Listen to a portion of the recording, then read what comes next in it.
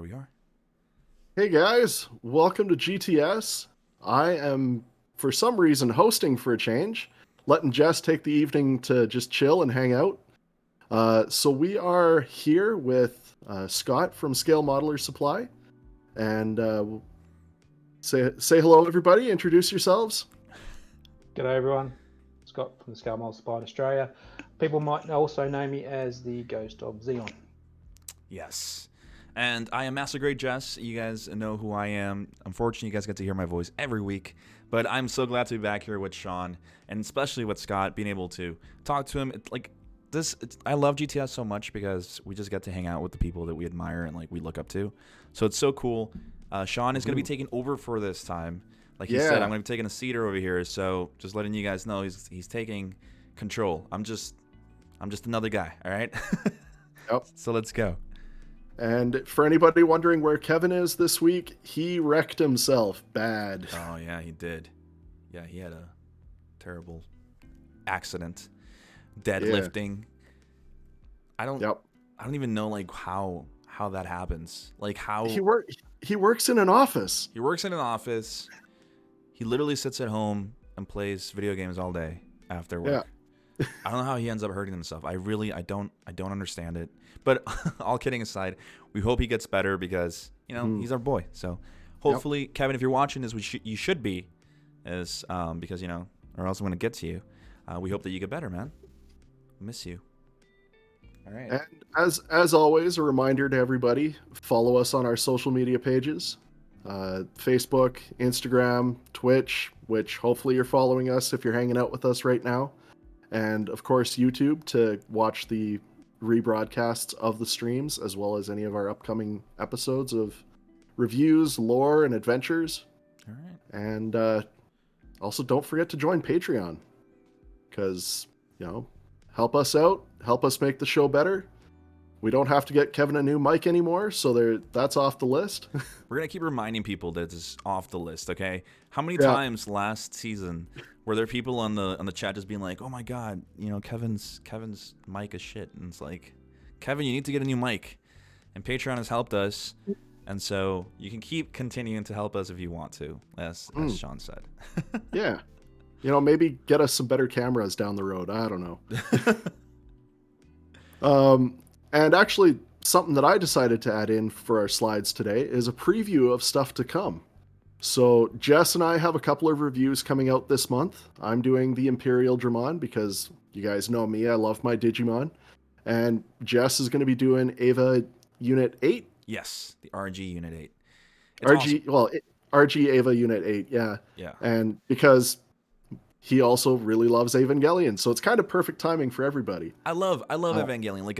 It's to me, to my wife, Evangelion is way better than Gundam, and story wise and everything. Scott, do you like Evangelion? It was one of the first animes I saw.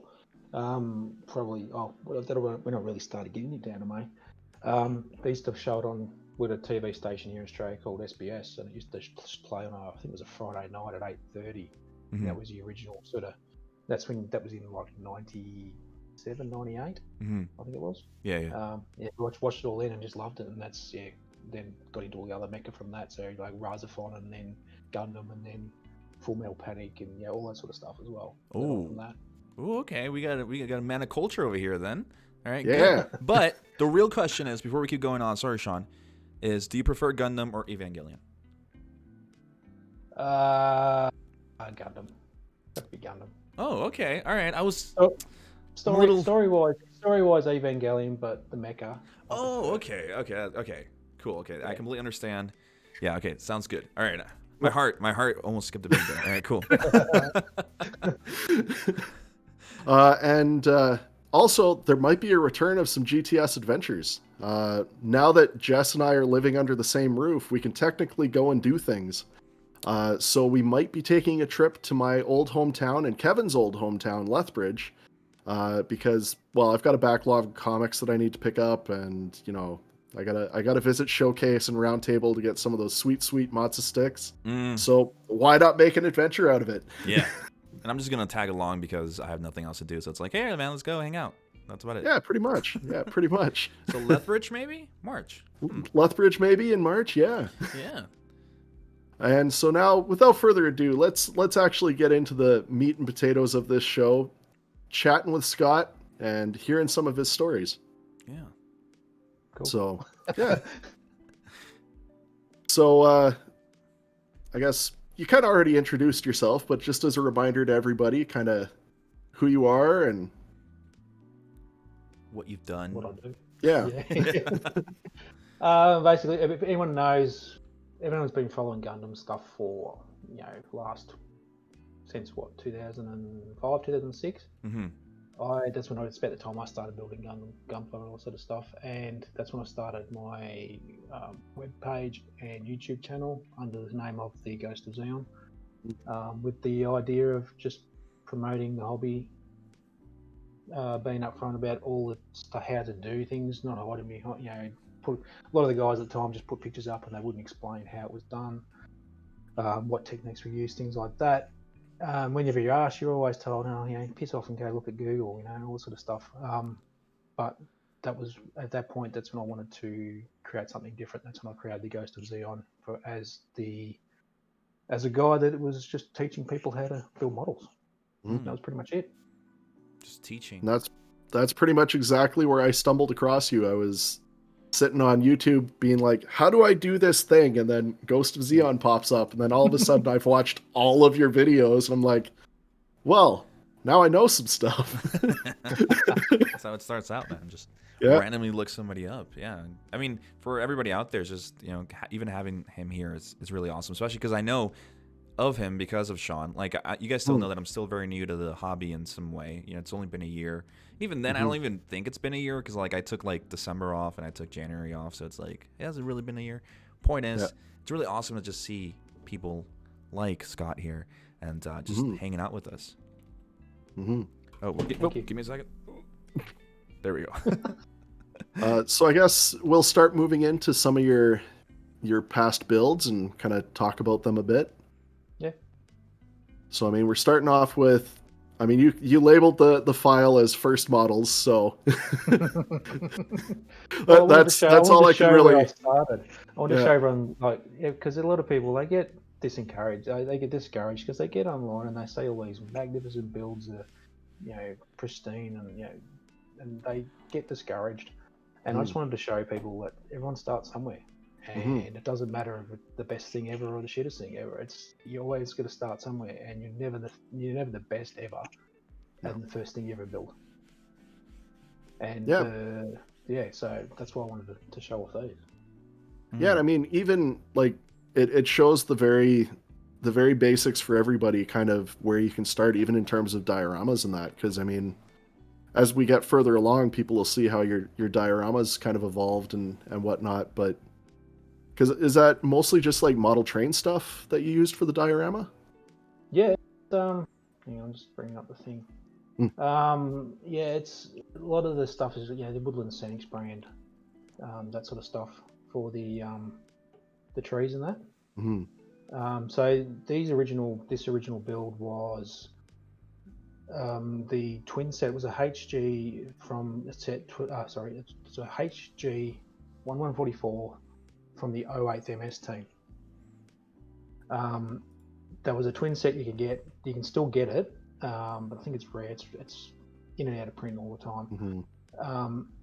So that was the first. That was probably, these are actually the third and fourth models I actually built, because the first two I haven't got photos of. That's why these are the first ones I actually had photos of and put them online. Excuse me. So they were fully built straight out of the box, with a bit of battle damage, things like that. Heavy panel lines with a marker, the basic stuff everyone sort of starts off with when they're building Gundam. And with the scenery, it was a simple wooden base with just with the sand there. The sand path there was created with just really fine play sand. So stuff you'd see, in the sand pits at the school, things like that. The grass and the trees is all Woodland Scenic stuff. So that's just, you find that in the railroad section of your local model shops. And that was just pretty much it. It was just a simple easy build that I just wanted to get my teeth into, sort of thing, trying to get started. And that I really enjoyed doing this from the very start, because it was also the first thing I ever airbrushed as well. Okay. Yeah, with Tamiya paints, I'm pretty sure it was. Oh, really? Just acrylic, right? If I'm not mistaken. Yeah, the Tamiya acrylics. Yeah. Oh, very nice.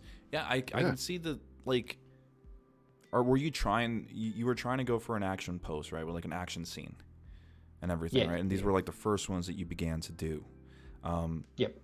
Were you afraid? Like, I know it's a silly question maybe, but were you afraid to actually take that step? Like, because you say this is your third or fourth.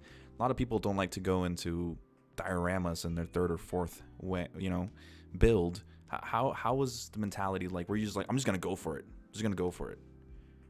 There's a little bit of hesitation because I didn't know what I was doing, and at the time I was only just starting out, so money's precious, and you don't get that sort of the bug you get when you get a bit old into further into models, where you actually you go nuts and you buy as much as you can. Something. This was the first sort of serious build I did, and when you start hacking away, you get a little bit nervous because you chop up these plastics you already spent all this money on, but if you keep that vision inside your head and you persevere and you think about what you're doing, it actually comes out reasonably well. All right, well, there you go.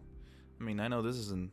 I mean, it looks really nice, honestly. Like for just your third or fourth. Like I remember my third and fourth were literally just straight builds, and that's it.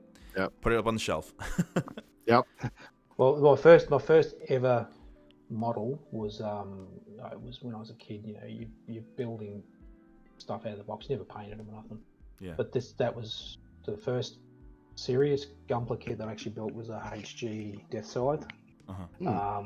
And same thing, it was all hand brushed with enamels, and it absolutely looked like crap. It still looks like crap. I've got it somewhere. It's all in pieces somewhere. Then the next one after that was a Providence Seed, a HG of that, when the old, not the high grade, the first grade, and then I moved on to these two there. All right, that's very nice. I mean, it looked cool. Yeah, definitely. Yeah. And now we're on to where you start telling stories with your Xeon kits of just how mean and destructive they can be. So this one, I can't even remember. This was a build for an online competition. I can't remember exactly what it was now. This was one of my first sort of serious builds. I'd gone down the high grade stuff, and then I wanted to move to master grade. And then my first master grade I built was a Hayakishiki. And I did some modifications on that just to, just mucking around to see if I could work stuff out. And then I got hold of this, and I wanted to make. Originally, it was going to be a massive big scene with a crash building, things firing, what sort of. You get all these ideas in your head, and you just want to go nuts. Yeah. But as I built it, I realised skill level wasn't up to that, and I thought something smaller needs to be more compact. And that's when this idea came up with the camper and the GM, and basically he's just ripping his head off.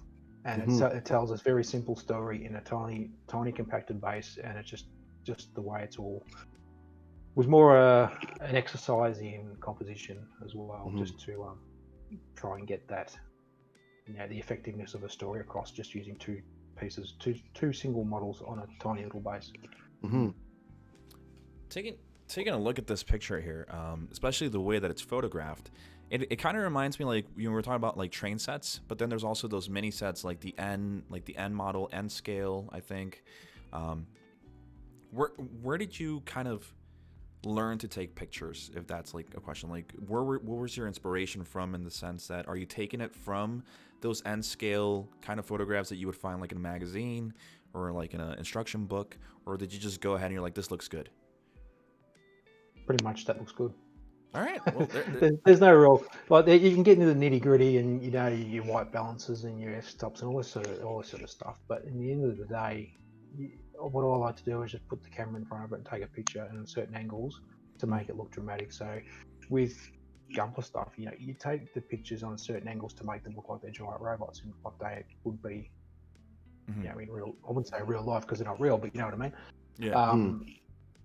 But otherwise, because if you take them on certain angles and you're not careful, they just look like models, or they look like toys. Yeah. Whereas, if you get the angle right, you can actually tell the story that you're trying to convey through photographs as well as the composition of the piece.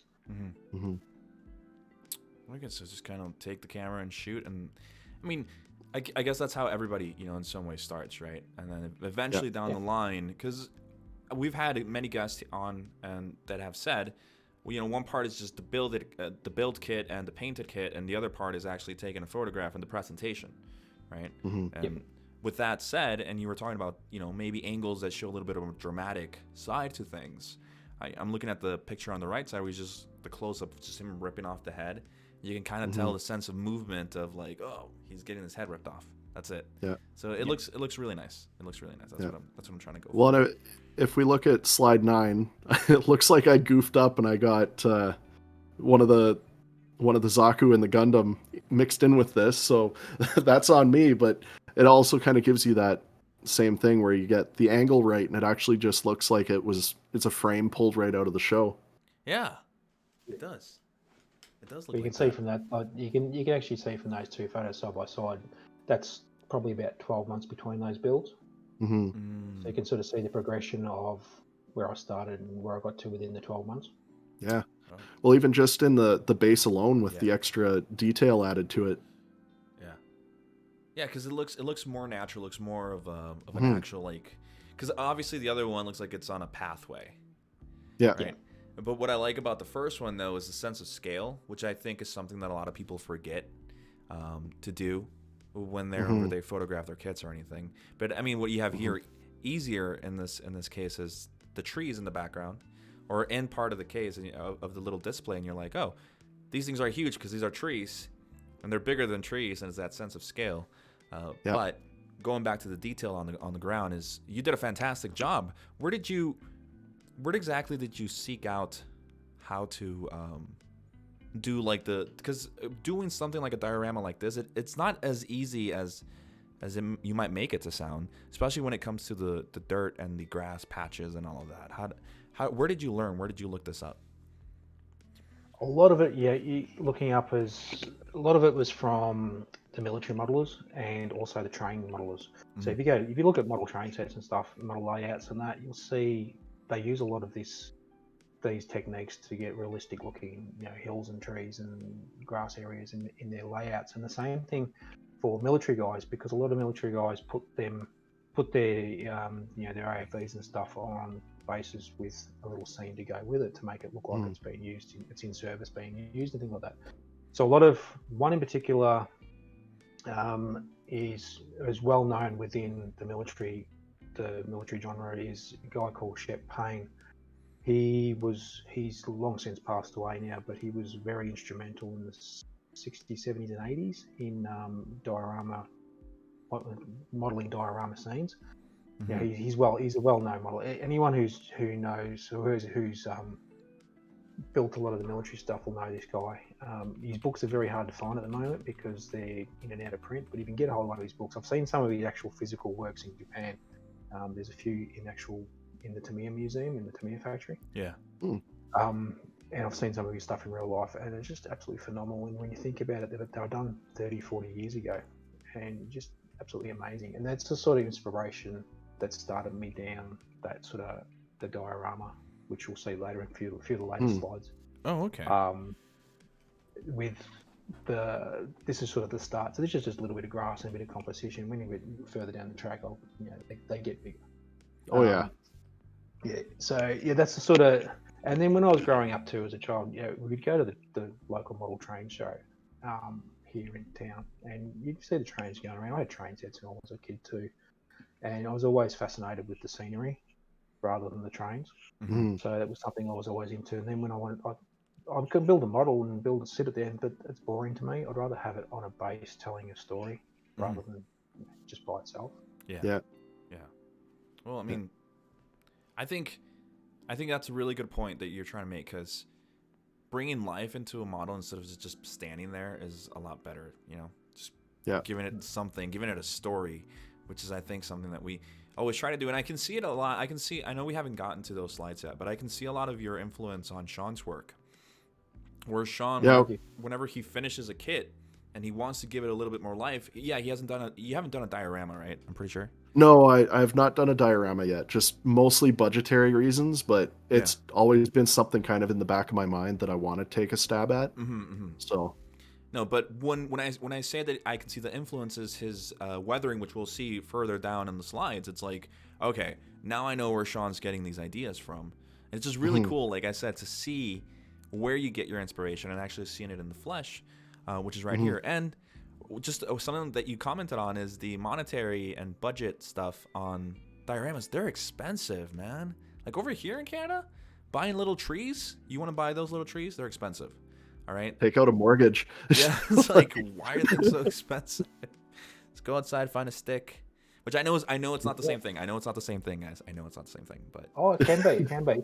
Oh yeah. If I don't, you probably would have seen this bloke. His name Luke Towan, mhm, on YouTube under Boulder Creek Railroad. mhm, Watch his videos. mhm. He's an absolute beast. He's a legend. And if you want to find, he'll use some of these stuff that's straight off the shelf, but then again he'll use real stuff from the outside. So he'll get dirt, he'll get sticks and leaves and things like that. Mhm. If you really want to get some real good advice on how to do diorama stuff, is watch Luke's channel. It's an absolute brilliant channel. Okay, Nice. I'll definitely check it out. Definitely gonna have to do that. Definitely gonna check it out. And then I going back to how Jess was talking about how you can get like a real impression of things on slide 10. You can really see the menace of the camphor with the way this one's taken. With the eye right there, with a mono eye and everything. The eye, the GM kind of blurred out a little bit from the focus, and Yeah, yeah, no, that's how to take a picture. yeah, that is. Actually, quick question though, like where did the name the Ghost of Zeon come from? Because Okay. yeah, I want to There's- know. there's a bit of a backstory. It's actually it's a title of a Zeta. I think it was a Zeta episode, but it was just called the ghosts of Zeon, Mhm. with an S. And then that sort of name resonated with me a little bit, for two reasons. When at the time I was always floating around all the forums, I'd sort of be there answering questions, doing things like that. But no one had really noticed I was there, so I was sort of like, I was like a ghost. Mm. And Xeons are my favourite side of Gundam, the favourite mobile suits, favourite normal mechas, all that sort of stuff. So the Zaku's, the Ziggoks, the Sazabis, all that stuff, it's all my favourite sort of stuff. So it's sort of that sort of thing gelled together in the name, and that's why I just stuck with it. Okay, now I see Yeah. it. I see it. I see it further, Sean. I saw you over there raising your hand up. I know because Sean loves Xeon suits. Again, you know. I love the menace of Xeon suits. That's what I love so much about them. They're angry brutes, and I just love them for that. Yep. Yeah. All the Gundams, they all look the same.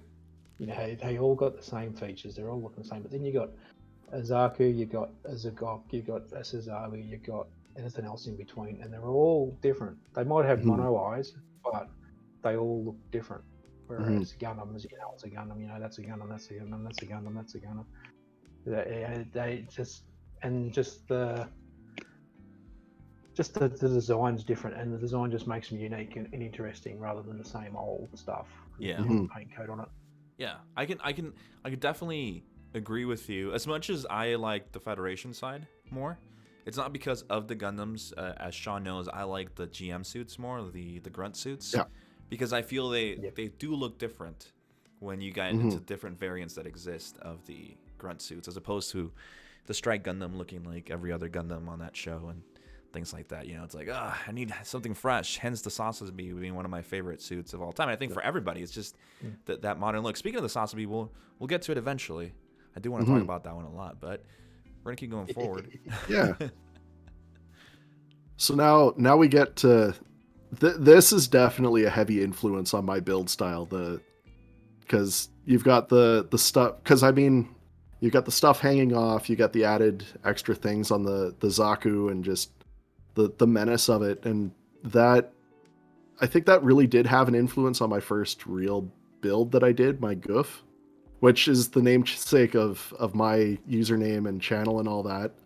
Because just adding the extra stuff and the damage and all that, just yeah, no, this thing, I love this one. Well, this one was at the time. This was early. Oh, I can't remember when this was now. Actually, it was around 2009, 2010 because this one I actually took to the first GWC we had here in Australia, which at the time it was Backrock or whatever it was called, the Bandai Action Kit Universal Cup.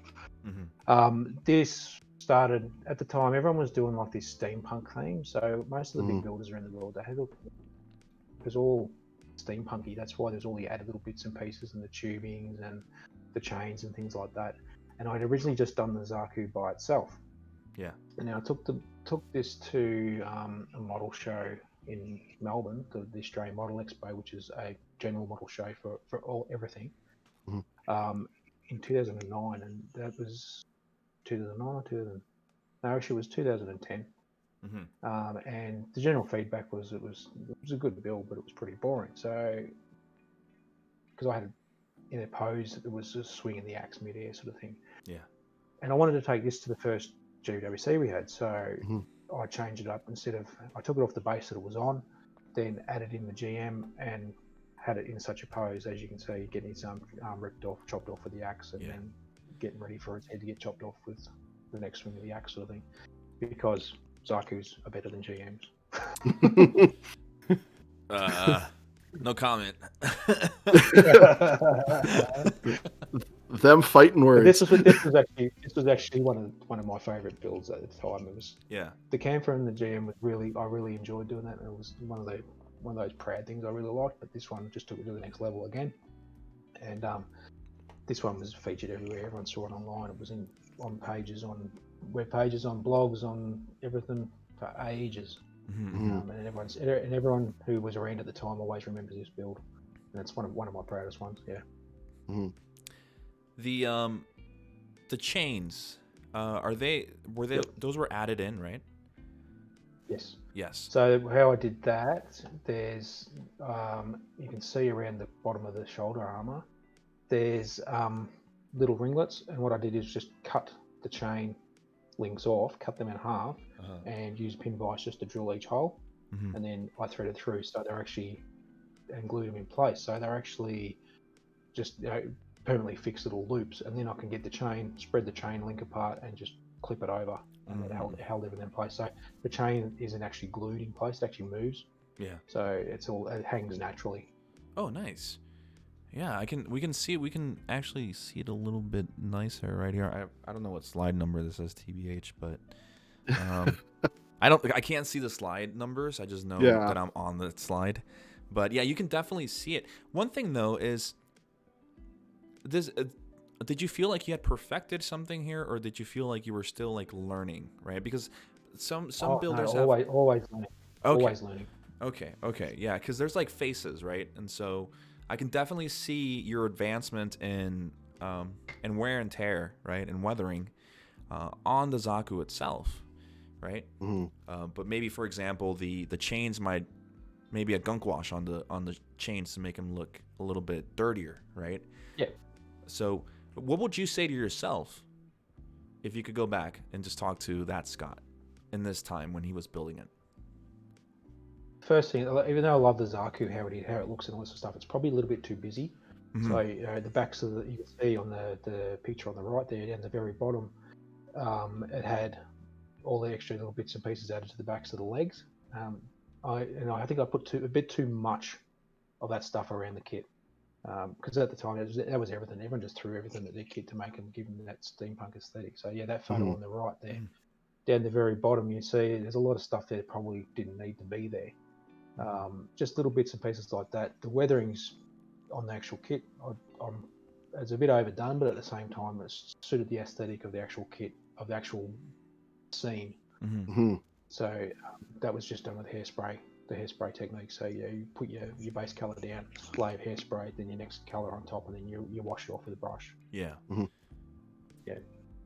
Okay. Yeah, that's another thing I want to take a stab at one of these days is the hairspray technique, because I feel like it could kick up some of my builds.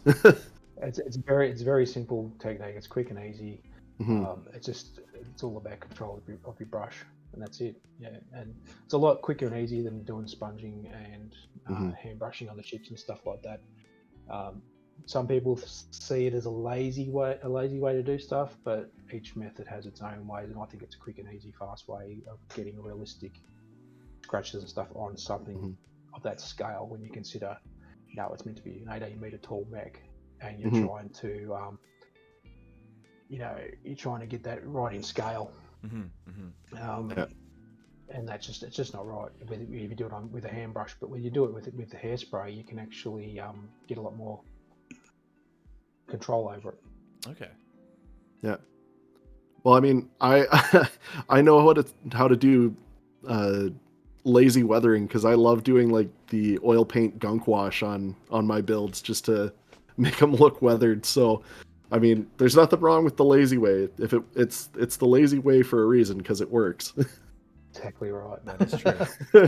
That is true. But I think what I've really liked about your pieces, ever since I've seen them, and to be honest, like seeing them now with Shaun, and seeing how you make these dioramas, I can imagine this Zaku like laying out in the jungle somewhere, underwater, hiding from these guys, only to come up here and attack this guy all of a sudden. That's why all the weathering's there.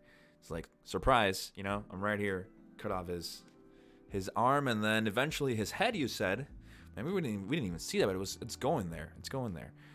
The Hydroponica asks, are the wrists glued into the Zaku hand?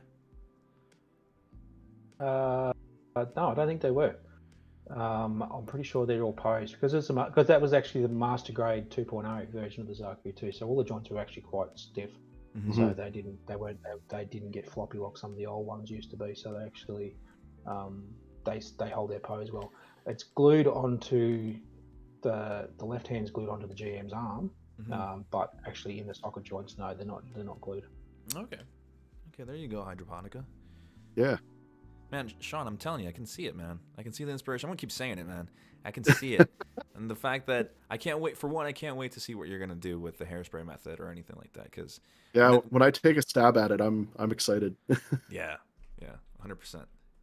So if we move on to the next one, we've got an actual Gundam. What blasphemy is this, Scott?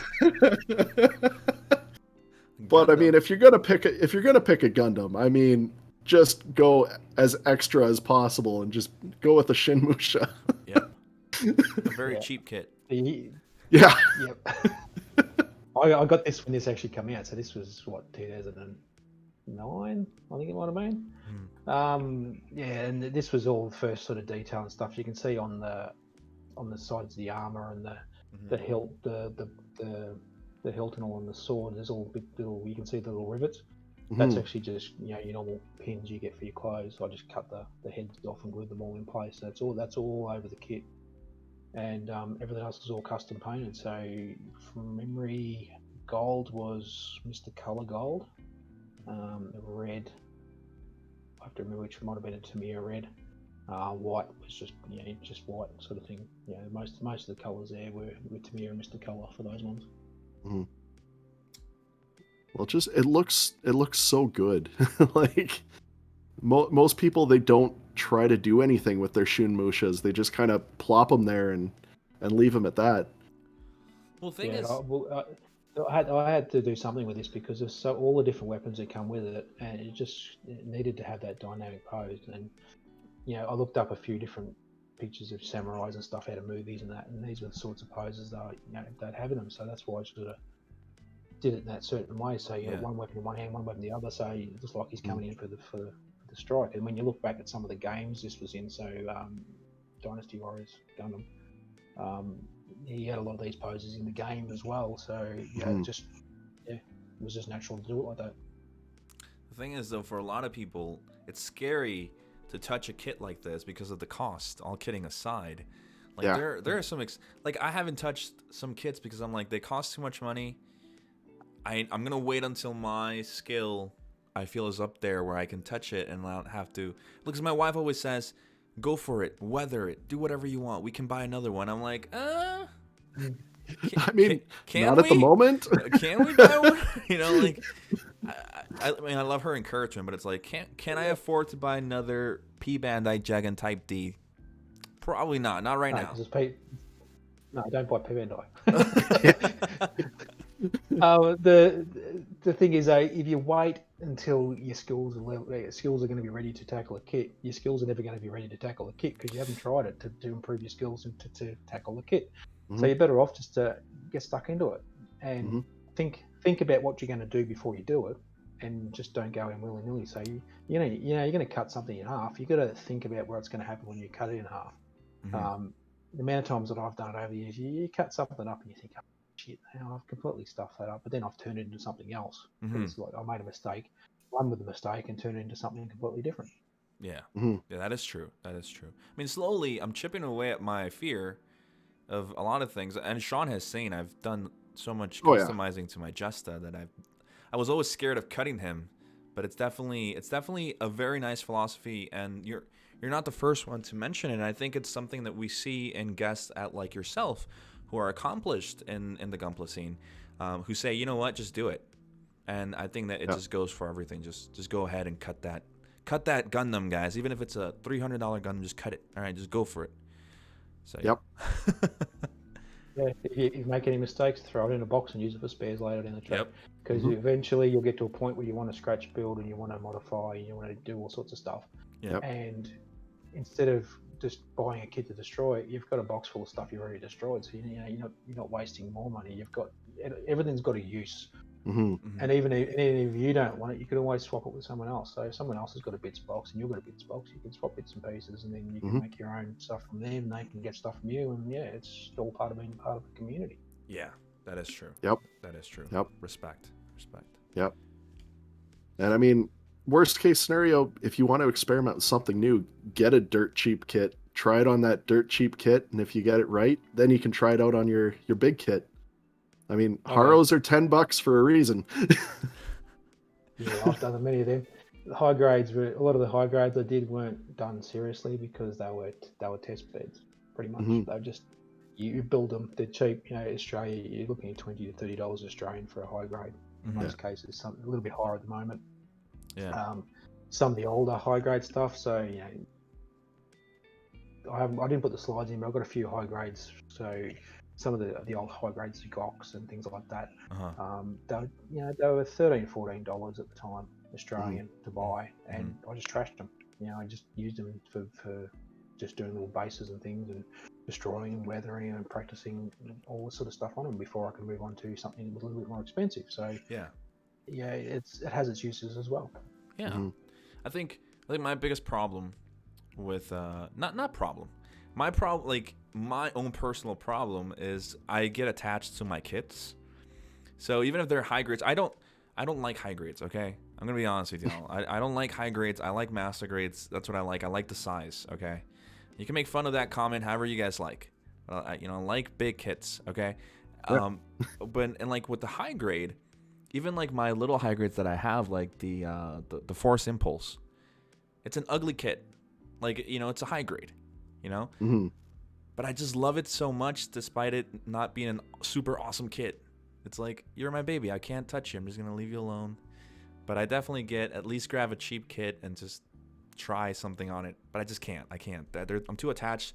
That's why they're up there just chilling. But I completely agree with just going for it. I guess I'm just starting to do it on my other kits, like the Jesta, and my first kit that I ever painted was the RG Sasabi. So it's like, just go for it. Just despite it doesn't matter. But with this kit, I see everybody buying this kit. Like whenever it's on sale, people are like, I gotta have it. I gotta have it. Yeah, it really has had a resurgence. It has. It's a whole samurai aesthetic, I feel, that really kind of sells it. But we'll see. But they still won't give us the Night Gundam. Bandai watches us, so you can tell them right now, like, hey man, bring out the Night Gundam. Because I mean, it kind of needs to complete the set. Because I mean, you've got all three versions of the Musha, but they haven't done a master grade Knight, and it's weird that they haven't yet. Other than someone came out with a resin conversion. There's a lot of things that Bandai doesn't do anymore that they should be doing instead of just unicorns, but it's all good. Don't worry about it. We're fine. Speaking of unicorn, I know you have this guy right above the TV over there in the living room, Shaun. Sure do, but it's not nearly as nice. The This is probably my favorite kit from the Unicorn series, to be honest. The It's unique, it's different, it's Mhm. Xeon. It's good stuff. Yeah. This you can sort of see it's completely heavily modified. Same sort of aesthetics to the Zaku that we had on before. Mhm. Little bit more toned down, Yeah. and he's just pretty much turned into. I call this piece was actually called the Last Night, and I ended up turning one of the wings into a shield, and then pinched one of the figures from which kit was it? I think it was the Master Grade Full Armor Gundam had a mace, and I pinched that from that and just chucked a chain on it and turned that into its weapon as well. So, and then created a massive big base to go underneath it, which was inspired by a Japanese modeler called Wild River. If you've ever seen him, he does some phenomenal scenery builds, diorama builds. And I had his book called G World, and he had a very similar sort of bases in this book, and I just wanted to have a go at it, so I did. Wow. I mean, the Kshatriya is my favorite mobile suit, even though I praise the Goof and the Ifrit all the time. But I mean, just the fact of converting this into something that's ground combat and Yeah. with the shield and all that, it's just no one would think to do that. I mean, everyone's like, "Oh, it's a space mobile suit. That's all it can do." Yep. And it's like, no, you can play. It's a toy box model building. Like, have some fun, especially with Gunpla. Yeah. I mean, this is just crazy fun. That was my first thought. A Sorry. lot of the inspiration too was there was a couple. I can't remember who built it. It was a Japanese modeler again, but he did the original Suzabi Master Grade, but did that as a ground type. Yeah. And that sort of gave that beginning of the idea of creating this one and turning it from a space type into a ground type, and then it just evolved from there into what it is now. Mm-hmm. That's And I mean, sorry, I was just gonna say go. what you said is literally the first thing that came to my mind, which is I'm looking at it, I'm like, but this is a spacesuit. Like, this is you just went ahead and you just made it your own thing, which is fine, of course, 100%. Like, you don't even need me to say it. You creative freedom, do whatever you want. But it's so cool because you're really taking it and changing its identity from this massive, because it's a massive kit. I mean, we were talking It's a about high grade, and it's the size of a master grade. we're talking about things that Bandai hasn't done. Where's my master grade Kshatriya, Bandai? Where is it? Do I want a master grade extreme unicorn? No, I don't. Give me a Kshatriya, because everybody's asking for it, but they just don't give it to us. Point is, or put it in the RE100 line. You don't necessarily need to put the engineering into the frame, but just give us something in the 1/100. Yes, exactly right. It's so. I'd love it. I'd absolutely love it. Yeah. The design on this kit. I mean, why is it that it's so universally loved? Like, okay, I know I'm going away from the build that's on our screen, but my question, Scott, what do you what do you think it is about this kit that makes it so widely praised? For, even in the Unicorn series. Just the design, because it's putting it together. There was next to no issues at all. It was brilliant design. Everything fit together perfectly, and it was just that's pretty much it. And just the design of it is so unique. I think it's more like the head knoll is very similar to the Galgu. Some of the chest parts, you'd think is sort of a Galgu sort of look, but I think it's the wings as well. Something completely different compared to anything else in the Xeon's line of mecha. So Yeah. And Marita is best waifu.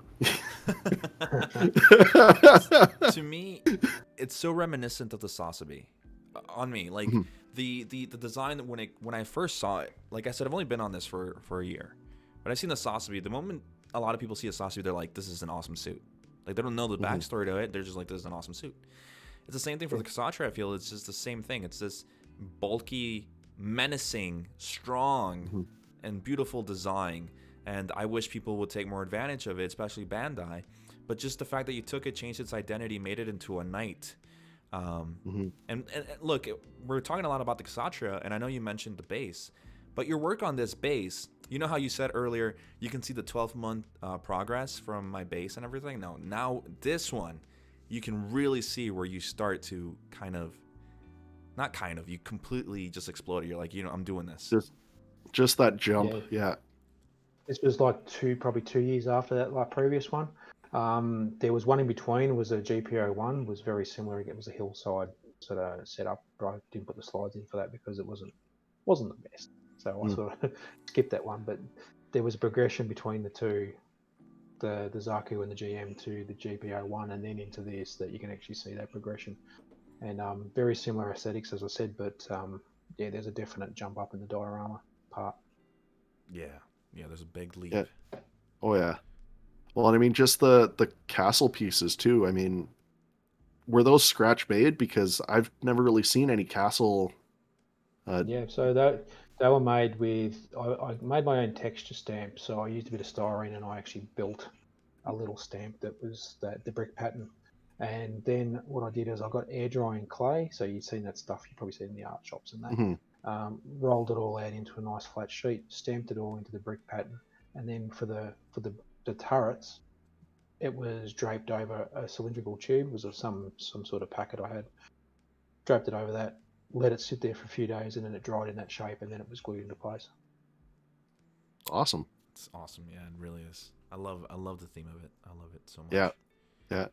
The little trees, even the little details around where it's standing. Yeah, the brickwork on the ground and that. Yeah. And just the fact that it stepped on the grass and killed it. I mean, look at the color of the Mhm. grass. It's dead grass.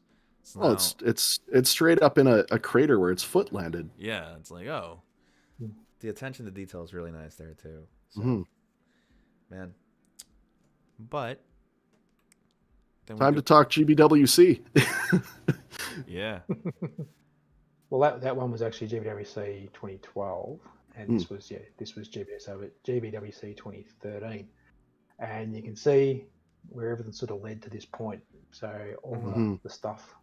Yeah, this I have to admit was well over 400 hours to build this and modify this, and there was about 7 or 8 kits involved in building this build. This was the one that I put the most effort into because I had to win. It was the only time I've ever been. I thought to myself, I have to win this competition, and that was that year too, at 2013, and I did.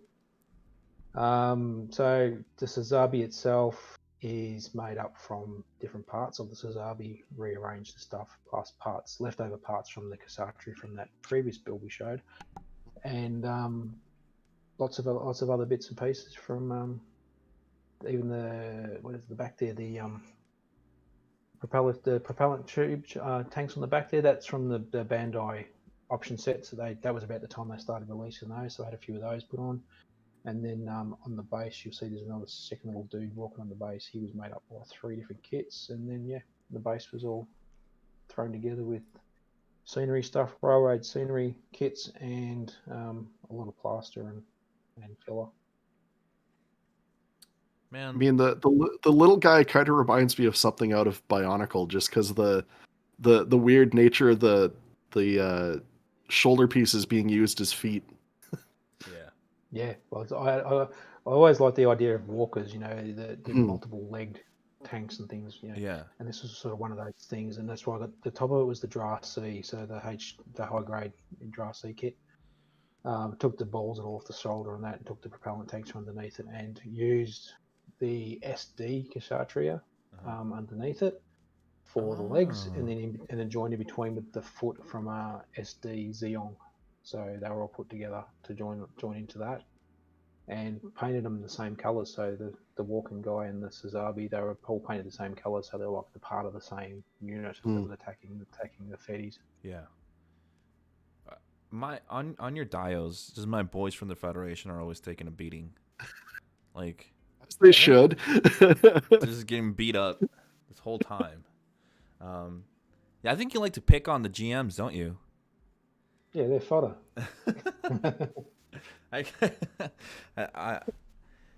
How about this color choice? Where did the color scheme come from? The dark bluish green. I don't know what to call the color. Like, where was the inspiration for that?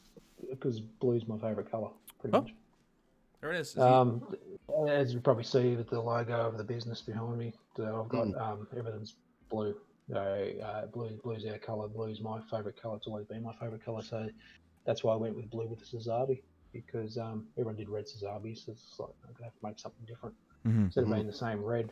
I've seen a few green ones, but no one really did a blue one by this stage. I hadn't really seen many. There's probably some out there, but yeah, and they just did multiple tones. So there was, I think it was field blue, intermediate blue, and there's another blue. I can't remember which one it was from Mr. Hobby. So Mr. Color Paints. So yeah. On this. Well, when we, oh, go ahead, Jess. Oh, sorry. No, it's okay, Sean. Sean, like you can talk, dude. It's okay. I don't Well, have to talk all the time. I was, well, I was just gonna say if we move on, if the slide we're on now, you can see the level of detail that went into just the power station. Like Yeah. that thing's nuts. Yeah. Yeah, so that's actually a kit for a HO scale. HO? Sure, it's HO scale railroad scenery. So it was a power plant itself, but I actually, instead of building the whole thing, I just used bits and pieces of it and sort of put it together like that in a certain way. So it wasn't, I modified how it looked, to be honest. And yeah, and built the fence and all. The fence and all was actually scratch built. It was like a sheet of fine mesh. Just cut it all to size, and each post is just a bit of brass rod that's painted and glued on. So it seems our chat is in agreement with you on blue being the best color. And actually, Kid Chaos 21 actually says he wants to do a sapphire candy blue for his MG Sazabi. And if I'm not mistaken, I think you have a candy tutorial on your YouTube channel. Yeah. There's that's a real old one. That one, yeah. Yeah, but there definitely is. Yeah, there's but that's using alkylate and clear colors. But any metallic underneath and any clear color will do the same job. Yeah. There's something about your builds. Sean and I were talking about this actually the other day, and I forgot how you described it, Sean. It's just Subdued. yeah, subdued. There it is. You have such a well. I'll let Sean explain because he's the one who used the word. I just kind of Well, in a lot of the competitive side of Gunpla right now, you see just these over the top, like almost over ambitious builds that are just so busy. Whereas you compare it to these ones where it's like there you can clear as day see the story being told, and you don't need to have it explained to you. And it's kind of refreshing actually to see something like that. Yeah, that sort of the big massive everything thrown at it sort of thing was around when I was doing this build as well. So one of the winners, can't remember which country he was from, we had a massive big build and it was looked fantastic, but again it was just too much to look at. You couldn't work out what to look at first because there was just so much going on. And then from the years after that, we used to see it a lot from some of the well-known Gunpla builders around the world. They would do these massive big builds and they'd be so intricate and detailed, but at the same time, you didn't know what to look at first. And because it's like, oh, look at that, look at that. And it just took it away from the whole piece instead of being in awe of how simple and effective the scenery, the layout and the scenery is. It's a lot of it was all in your face and you just didn't know what to do and you're a bit overwhelmed. So it sort of lost that impact. But Yeah. at the same time, you still respect the amount of work that goes into it. It's just Oh, the most impact definitely. the impact wasn't quite there. Yeah. But that comes back to how, personally, I think telling a scene with diorama is more effective than just having a static piece. yeah. Now we can definitely see it, and I think it's a good point you bring up, which you actually mentioned on the Zaku build with the chains about it being too busy with details. And that's definitely a mistake that a lot of people do is they feel they need to add all the detail in the world and just making it up too busy. And believe it or not, a lot of the times when people actually, we saw it with Josh Adara. He gave a little mini class, and he's not just putting scribing lines wherever he wants. He actually thinks about it and says, does this look good? Is this going to serve a purpose? When is too much, right? So I can definitely stand by the philosophy of sometimes it's too busy, and at least you get to explain a story which is using a diorama. Speaking of a story, we have the XS Gundam here. What's the story on this one? So this was the next level sort of thing based on the last one. So I was trying. This was 2014. And at the time, no one really had. There was no Deep Striker kit out there except for a resin aftermarket stuff. So I decided I wanted to build my own. So I got the XS and then hacked it to bits and created my own sort of version of the Deep Striker. It's huge. That's so cool. It's huge. Yeah. Is this 1/100th? Yeah, it's 1/100.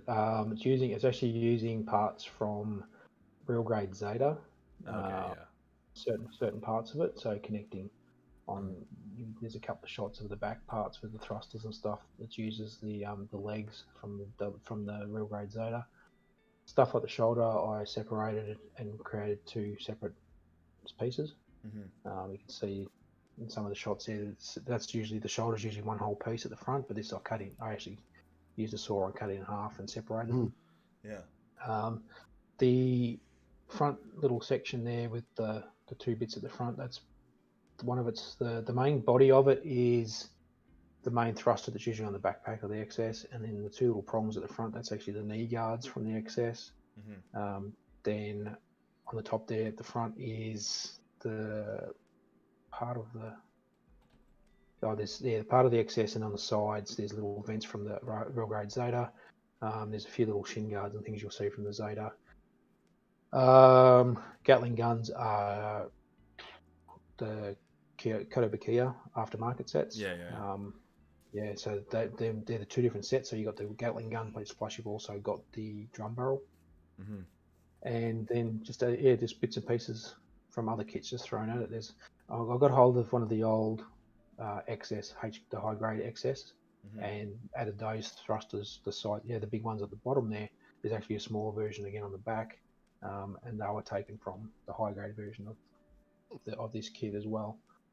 And then the Zaku, Thunderbolt Zaku, and the other one's a high mobility Zaku from in high grade. So using multiple scales in this one, because same with the Suzabi kit before, the GWC winner, it was multiple scales on the same build. This was the same thing, using two smaller scale Zakus against the larger scale Gundam. Give it the sense of how big the XS would have been compared to these Zakus.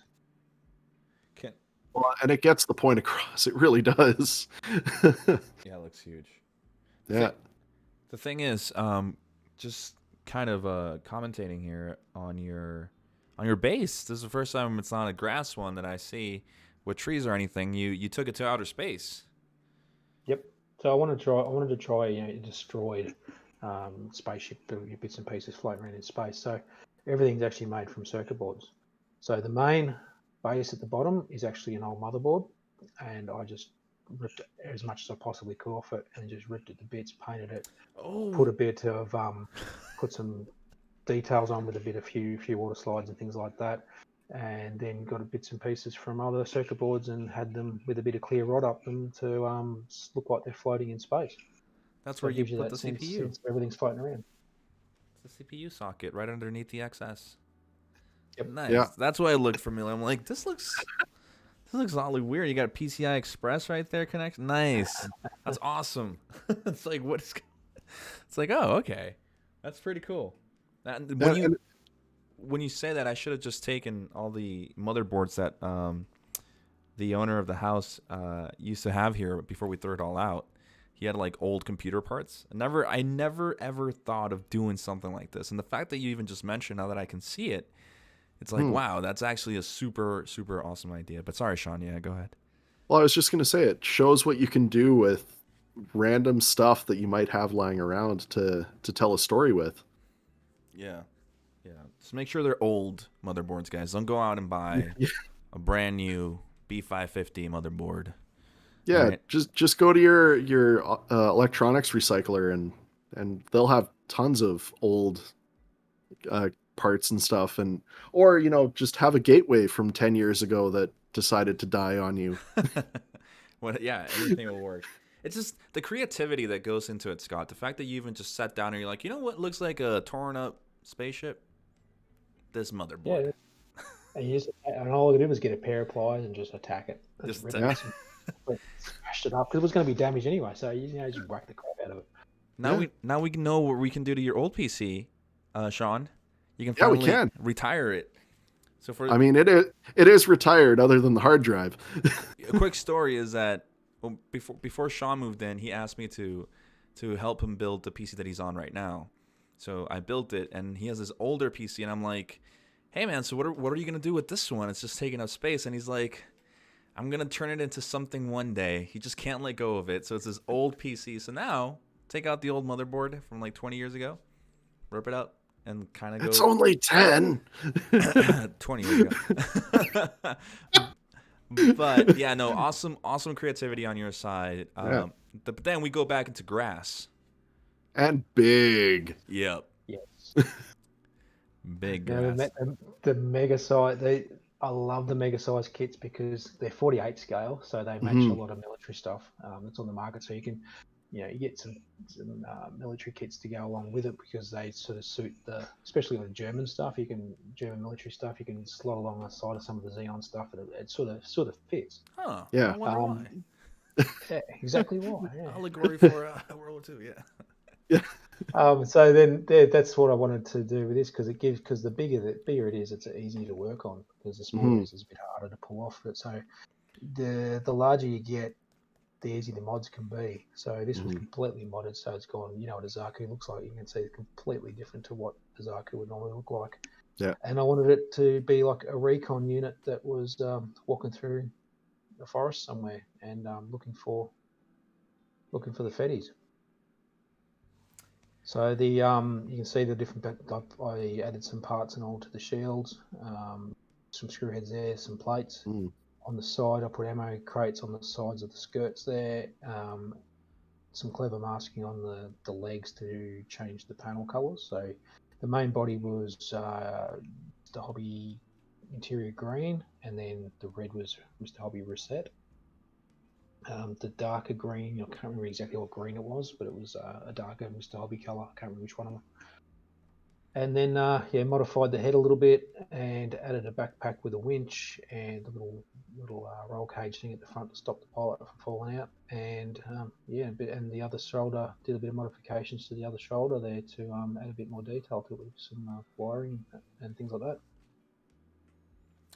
Your understanding of just grass and trees and the way that the world looks. Like, don't get me wrong. I'm looking at your Zaku and I'm loving the Zaku. I love Zakus, but Mhm. just my eyes immediately kind of go to the background scenery. You can Yeah. tell like your understanding really kind of blew up because now you have roots from the trees coming down. You added water on this one, right? It's kind of just standing there in this abandoned. I don't know. It's like, is it like a hole? It's like a ridge, right? That's a river. Yeah, I don't know if I put the slides in, but there's actually fish in the river too. Oh, I got some little resin fish, 1/35th scale fish. I'm pretty sure they were only tiny things, and then I painted them and I sat them in the bottom of the river, and then I poured the resin over the top. So there's actually fish in there. Um, nice. so it's not the scenery. I like the scenery on this is pretty good. I thought it was all right, but there's a lot that I've improved on since. Mm-hmm. But as a whole, I wanted to, because of the size of the kit, I needed to sort of display some other things with it to give it a sense of Mhm. scale. And that's why I used the big cliff face behind it, standing in the river, and then off to the side, you've got the little fellow on the motorcycle there, so you can Yeah, get a sense of scale of how big the actual Zaku is. it's Yeah. gorgeous. Because trees, you can get away with so much with trees. You can look at a tree and you go, oh yeah, you can compare the sizes, but when you can compare it against the size of a person, you get a bit more Yeah, sense of how big the Zaku would be, and that's yeah. why the little Yeah. fella's down the front there on his motorbike. Mm-hmm. Mm-hmm. Wow. Mhm. Oh my God. Did this one win any awards? I see the name on it. You went out to display it somewhere? This was at GWC 2015, I think it was. Oh, This okay. was I've got to remember which year it was. 2015. So this was 2013 was the Sazabi, 2014 was the XS, and then this was 2015. And this was third place at GWC. Wow.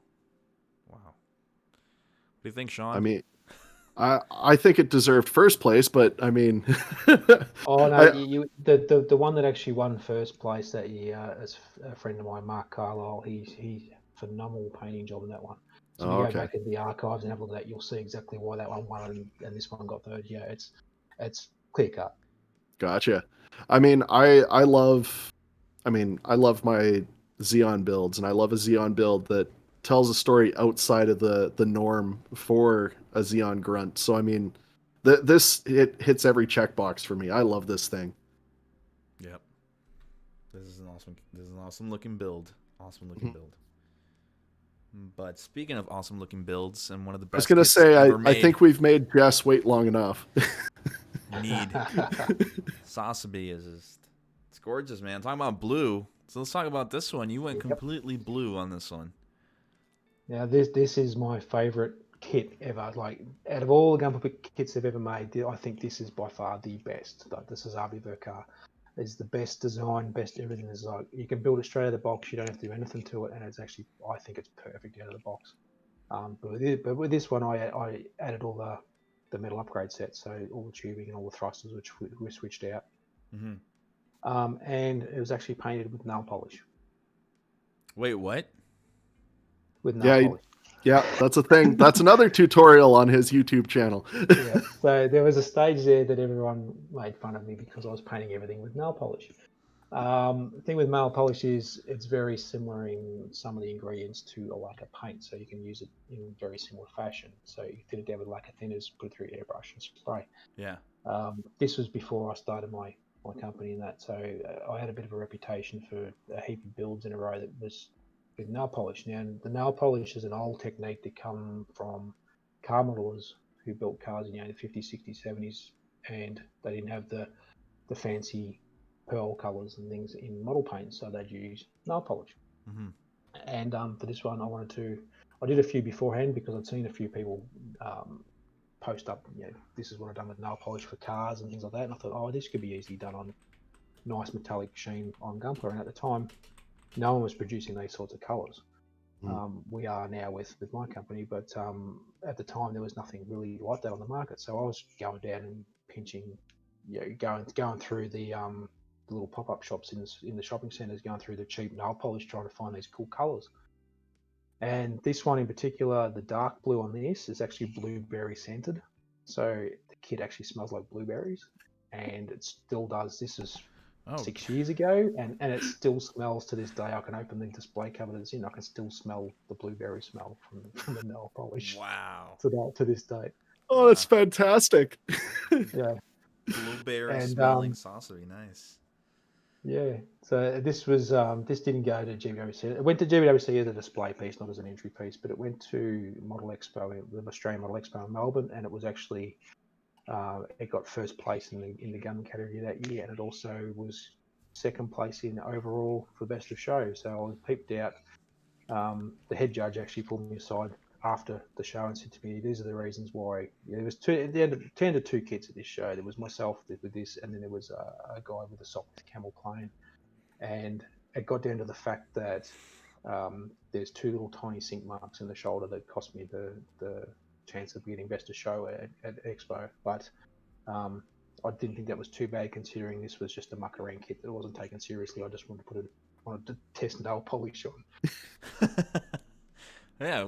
What better kit to use than the Master Grade Mhm. Sasabi Verka to try out nail polish? Honestly. Yeah. Yep. Can't come up And, with and, as Sean, and as Sean said, there's tutorials on my channel as well that are still there from years ago that go through the process, and pretty much it's just take your nail polish and thin it 50-50 with lacquer thinners and spray it through airbrush, and that's it. There you And, go. and have an open window so you don't get high as a kite. Yeah, Yes. that's just treat it as any normal lacquer paint. Yep. Yeah.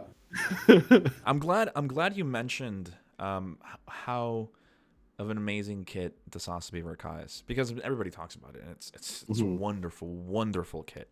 And to me, just seeing other people enjoy it, I know that sounds weird because it's literally everywhere, right? Everybody at some point tackles the Sasabi Verka because it's the Sasabi Verka, and really want to peak Bandai's like engineering work, where they brought this beast to life, What's your favorite part of this? What is your favorite, like, not part? I don't want to say like of like a piece of it, but like in general of this kit of it all overall. What is your favorite thing about it?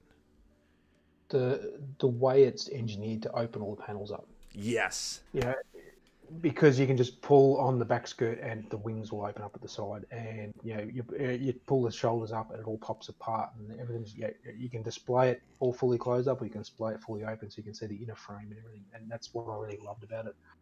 And the way it's designed, everything's got proper part separation, color separation, so everything is not, you don't need to mask, like say on the shoulder, the front of the shoulder, you got the vents. Each of those parts are separate. So the gold part that's inside the blue, that's a separate part to the blue part. The darker blue parts are a separate part to the light blue parts that are on this piece. Yeah. Everything is just perfectly separated, so the build goes so smoothly, so easily, and you don't have to spend hours masking and doing all that sort of stuff. You can just put it all together, Yeah. and that's what I like about it. It's just perfectly designed. Yeah. I'm so glad you mentioned. Like I said, like, and I've always told people when we talk about it on the show or anywhere, and Shaun knows, I love it because of the open hatch gimmick. Yeah. The open hatch Yeah. gimmick is amazing. It probably has nothing to do with it, but as an engineer or somebody who aspired to be an engineer, being able to see what's under the hood, like the new PG Unleashed that came out a month ago. Just the fact that you can open it up and look underneath and see the pistons and see this and see that, it's like, wow, it's like really Bandai, you really did yourself a good one here. But speaking of good one, and speaking of opening up the display case and smelling the blueberry, they want to know, where are all of these kits now? They are, well, they're not here, but they're actually at my house inside. I've got a display cabinet in my model room. That's most of these are still in. There's a couple that are in stores. I've got the XS build that we showed before is actually at a shop, Andrew's Hobbies in Melbourne. Good friends of mine, Andrew and Susie. They've got it in their display cabinet in the store.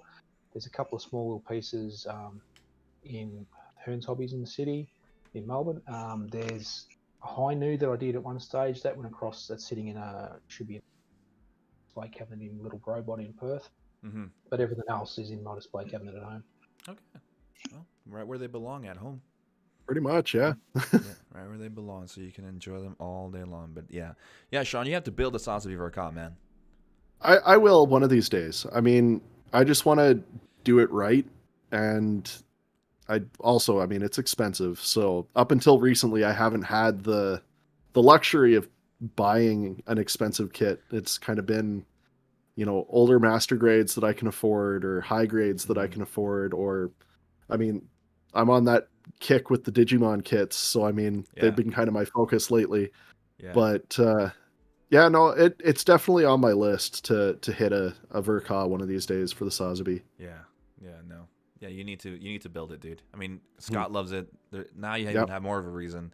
It's a reason why there's 3 Sasabis up there. You can't see me, Scott, because of the Discord thing, but there's 3 Sasabis up there. There's a reason why. It's because I love them. My wife absolutely adores the Sasabi along with the Red Astray, so she kind of made me fall in love with it. But speaking of falling in love, I know Shaun loves this other kit. Well, I mean, yeah, the Zagok and the Zogok are my 2 favorite amphibious kits. And I mean, I've got that work in progress, eternal work in progress for my Zagok Ishimura, but no, like, is this the real grade? No, this is the master grade. Dang. Okay. How dare you, Shaun? Well, it's just the amount of detail. It doesn't look like the master grade that I, have half given up on. Yeah. So it's completely fully modified. I've scribed lines all over it to make it look like the real grade, and then modified. You can see modified the claws. I put on the Kotobukiya extra, the spinning, whatever they call it. I can't remember what the name it is. It's a Kotobukiya set for the claws, and then a bit of clever masking and stuff around the panels. Yeah. Well, and you got the honeycomb mask going there too, and that looks fantastic. Yeah, so the paint on this one's actually nail polish again.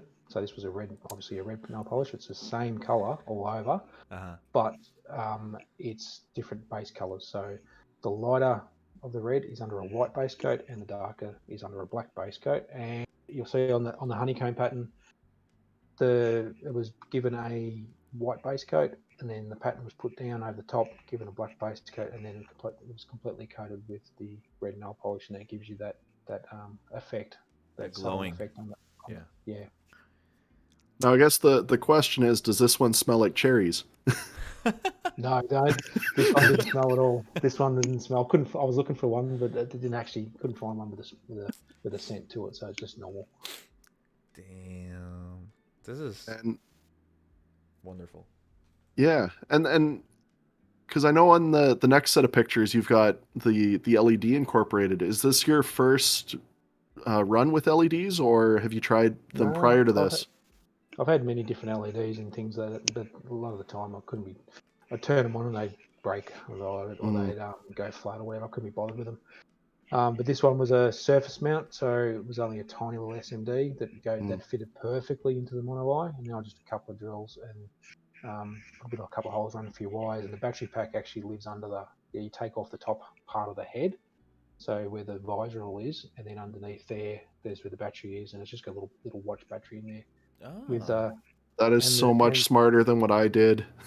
yeah, I was going to run it all down the legs and into the base, and I'm thinking, no, it's too much work. What can I do? And I think if I cut a few little pegs and stuff from the inside Yeah. the kit, give you enough space to put a battery. I had to do a little bit of modification, make a little platform for the battery to sit on. Yeah. I was trying to put a switch in. The switch would work. So the switch is actually a small piece of styrene that slides in between the battery and the battery terminal. So when I want to turn it on, I just take the head off and slide the bit of styrene out, creates Yeah. a connection, turns the light on, put it back on, and then the same when you want to turn it off, put a bit of styrene back into it, just breaks that connection.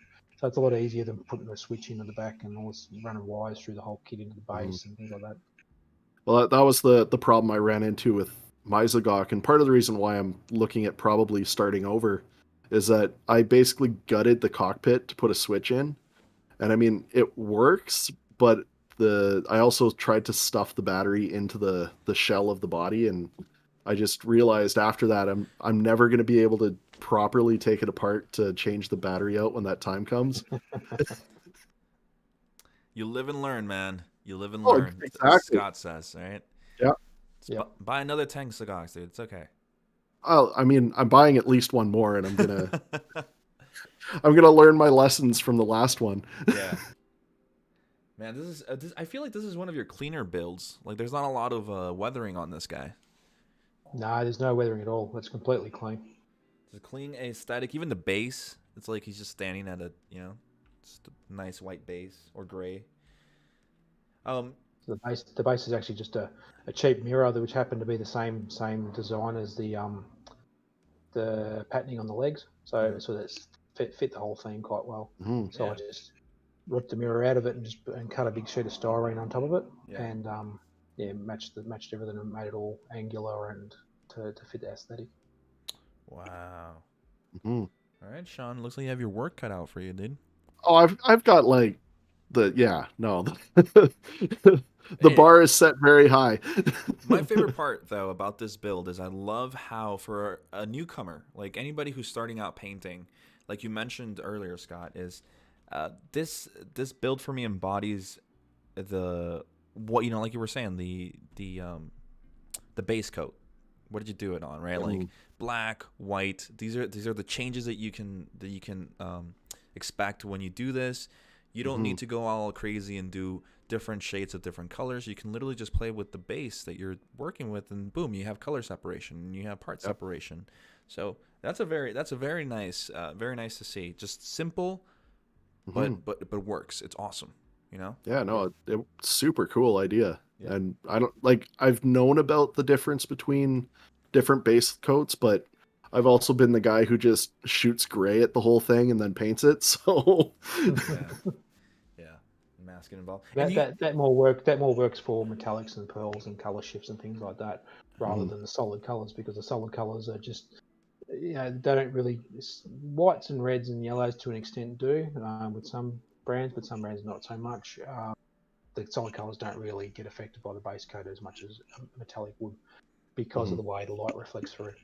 Yeah. Definitely. All right. And now we're moving on to 33, which, I mean, basically, the only one I haven't seen here is a goof, but you've hit all of my top 3 other than that, or top 4, I should say, other than that. Because the Ifrit is right up there with my top 5 for mobile suits. So, I mean, seeing an exam Ifrit is just great. Yeah, thanks. It's one of my favorite kits too. The build's pretty awesome to build. It's like same thing. It's a RA. Is it an RA 100? I can't remember. Hmm. Is it RA Hmm. or MG? Yeah, RA. Don't need to worry about the inner frame or any of it because it just goes together perfectly, and it's a absolutely solid build. I modified a bit of it, so I took off the big missile pods from the legs because I just didn't like the look of them. Just put in a little tiny little thruster, little panels on the side, Hmm. and custom paint and the little base from the stand on. So it was pretty straightforward build. There's a lot of little photo etch details too on the shoulder panels, so little vents and that from photo etch parts. So it was pretty straightforward compared to some of the previous ones I've done. Hmm. And is the base is just a picture frame by the looks of it, right? Yeah, it's just a picture frame, and then I've just got some old styrene sheets and sandwiched them together, and a bit of styrene bits and pieces in between, and a few runners and stuff, and just cut them up and made it look like it was damaged and torn. So nice, man. Hmm. I really like the design on this guy, the Ifrit. Hmm. And I love the helmet. I love the helmet Yeah. for it. That's the reason why, as much as I love the Federation, I get tired of Gundams because they have the same head all the time. Yeah. But then you get something like the Ifrit that has like that weird looking helmet. It's like, all right, this is sick. This is pretty nice. Well, and I mean, this kit, like Scott said, it's a fantastic kit considering it's part of the RE100 line.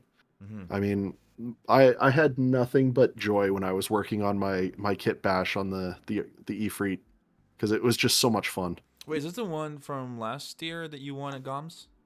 Yeah, this is the one from that I won with Goms. Yeah, Okay. the Ifrit custom.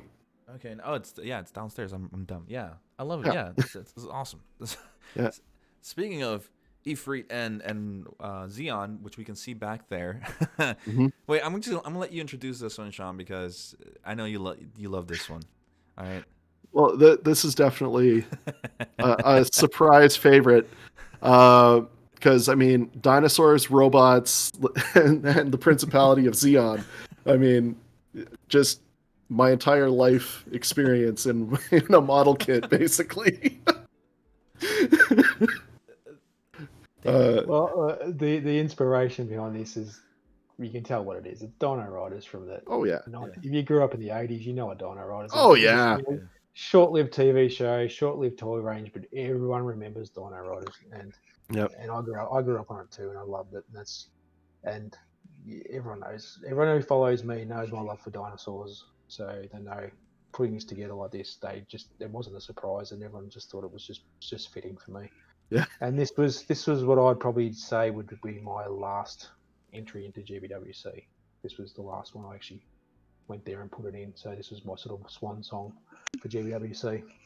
And I got to the point where I thought to myself, I don't want to have a massive build. Everyone's trying to concentrate so hard on trying to win GWC. I'm thinking, this should be more about having fun and having a laugh and having a good time. Yeah. And I threw this together and threw bits and pieces of it just from, you can see the Gatlings, high grade unicorn Gatlings. There's bits and pieces from the full arm, master grade full armor Gundam for the armor bits. And everything's magnetized, so all the guns and stuff, it's all you can pop each piece on and off, just because everything's got magnets in it. Nice. It's so sick. It's so Yeah. sick. I've been saying that so much, but this one is just out of this world. It's so cool. And like I said, I keep saying that I'm very glad to hear a lot of things from you, but it's a surprise to me that you're an advocate for everybody's trying to win. They forget to have fun, and this one just screams fun. Like, yeah, you enjoyed yourself, didn't you, building this? Oh yeah, I was laughing as I'm building this. I think everyone's gonna love this. But the original, the guy that this is the thing that really I really wish I did, but I couldn't get it right. It was actually going to be Rumble Roll riding it with a flaming sword. Oh, hells yes. But when my friend Liam was laughing about talking about it, and I was going to do it, but I just couldn't get. I had the figure because I've got the 35th scale figure from the hard graph set from the Dark View headset. I've got the figure of him, but I couldn't find the right. He wouldn't fit. It just wouldn't fit with the build. So I had to go with this just a tank driver from a Dragon model kit. And just modified him to sit on the base, and then gave him some chains as a rein, and yeah. Damn. Well, I mean, we gotta see the silly come back to GBWC. I mean, this is just so brilliant and so silly, and I just love it. Yeah, I mean, like, GBWC should be about fun. Like, I completely Mhm. respect the fun aspect, but I also respect the builders that really want to show off their skill without having fun. Mhm. Like, they're just kind of hyper focused. But even just giving that category of just fun, just Yeah. fun, because to me this is one of the most creative builds I have seen in a long time. And I don't even know how old this thing is. All right, I'm not saying it's old. I'm just saying, like, I don't know since when it came out. And I'm actually pretty disappointed in myself that this is the first time, not the first time, but the first, like, ever since he was creating the show for this Friday, of having seen it up, just now. Like, why didn't I see this before? It's so cool. It's so sick. It's like, wow. So this is 2018. I built this one, so it's a couple years old now. Yeah. No, But it's the whole premise was, not just Gunpla build, but scale modeling in general is a hobby that should be enjoyed. And I think personally that some people take it too seriously. They all want to be eaten a bit, and they all want to be well known. They want to be famous, but in the end of the day, it's all about having fun. It's all about building. It's about building what you want to build, how you want to build it, and as long as you're happy with your build, who gives a shit what anyone else thinks? And that was what the whole point of this was. Is like, I could sit here for hours building a massive big Xeon suit with all bits and pieces hanging off it, or I could just throw some Gundam pieces on a dinosaur and have a laugh. And everyone who sees this says the same thing. How refreshing it has been to see that compared to some of the other stuff that's been getting around. Damn, Shaun. Well, and I mean, I can hear David K's Megatron just coming out of that T-Rex. Did you paint the dinosaur figure too? No, that's out of the box colours because it's a figure by Schleck, I think it is. But I did paint a few little bits and pieces on it, a couple of washes and a couple of detail on the teeth and the claws and things like that. So I did do a little, but the main body paint is how it is. So it's just heavily modified. Shaun, you and Scott can bring dinosaurs into the Gundam world. Do you understand this? This is your new mission. I'm down. Beautiful. Like, honestly, Scott, like, seriously, this is beautiful, man. Awesome job for even just sparking the creativity. I think that's the inspiration I was looking for. Because I've been stuck on the Gesta, right? Like, obviously, I have my own philosophy on what I want to do. But it's just like, I think that's it. I think I'm focusing too hard on the Gesta to make it, like, super awesome. And it's like, you actually, you need to have fun with that. And I'm glad you said that, and it's refreshing to hear. I'm not saying that nobody else has said it. I'm just saying it's really nice to hear it from somebody as highly regarded as you, to just be like, you know what, have fun with it, dude. Build a dinosaur, put some goddamn Gundam pieces into it. It's just awesome. Awesome. Yeah. Especially with the way the world is at the moment. It's everyone's taking everything too seriously. It's it's time to have fun with the world. It's There's no point sitting around sucking and carrying on about what this, that, and the other built and that. Just build some models and have some fun. Yep. Totally true. Yeah, and I mean, like, I never would have thought of entering a dinosaur with Gundam parts into GBWC, because I mean, when we finally do get a GBWC in Alberta, if that ever happens, if I was to walk in with one of these, people would look at me with, like, crossed eyes and be confused as all heck, and I'd be like, dude, we're in Alberta. We're the dinosaur capital of Canada. Yep. Like, Man, why wouldn't I try? you should, man. You should. I might have to give it a try. I mean, the one thing is, I do like that you went with one of the Schleich dinosaurs because like those things are all gorgeous. Like there's a reason they're like $100,000 billion to buy just a figure like this big. Yeah, Select Collector and Papa are the three main brands in dinosaur figures, Yeah. and they're all good in their own ways. But Hmm. this one in particular was an awesome model. Yeah. Yeah. Damn. But speaking of dinosaurs, but not really of dinosaurs, we're going to talk about the Predator tank. Look at this I thing. mean, Warhammer is, you know, the dinosaur of tabletop games, so it kind of fits. No, I'm not a real. I enjoy. I've never played 40k or anything like that. I enjoy looking at the figures and see what people paint Mm. with the minis and stuff. But I've never really been a mini painter. But I love their equipment. So Mm-hmm. this Hmm. sort of stuff, the Predator tank. Yeah. This kit I got from one of the stores that I supply. He had an extra one, and he wanted me to paint it up so I could show his customers that what could be done with our paints Hmm. with G Dub stuff because they were using Vallejo and they're using G Dub paints, and he wanted to show them that you could use lacquers as well as your water base. So Hmm. yeah, I threw this together over a few days, and yeah, it's all SMS paints. Um, aggressive blue was the main blue on it, and then the rest of it was all just weathered bits and pieces. So the little emblem on the front's with brass, SMS brass, and then the silver chipping was installed with a hand brush, just Hmm. with our silver paint, and just went through and just manually just chipped everything. Yeah. Weathering was done with watercolor pencils. Mm-hmm. If you remember a couple of years ago, AK Interactive brought out a set of watercolor pencils that were used for weathering. Yeah. Um, and I'd never seen that technique before, and we worked out what they were because they weren't marketed as watercolor pencils; they just marketed as weathering pencils. So I went down to the office supply shop here, Office Works, and grabbed some watercolor pencils, and yeah, went nuts on this just to test it out. So that's a lot of the streaking and weathering on the side of the tank is that, and then all the pigment and mud stuff around the tracks is just all our SMS pigments that we use, our powder pigments. Wow. That brass, like Yeah. most metallics, when you see a metallic get put on, it doesn't actually look like it's real metal, but that does actually look like it's real brass, which is crazy. Yeah.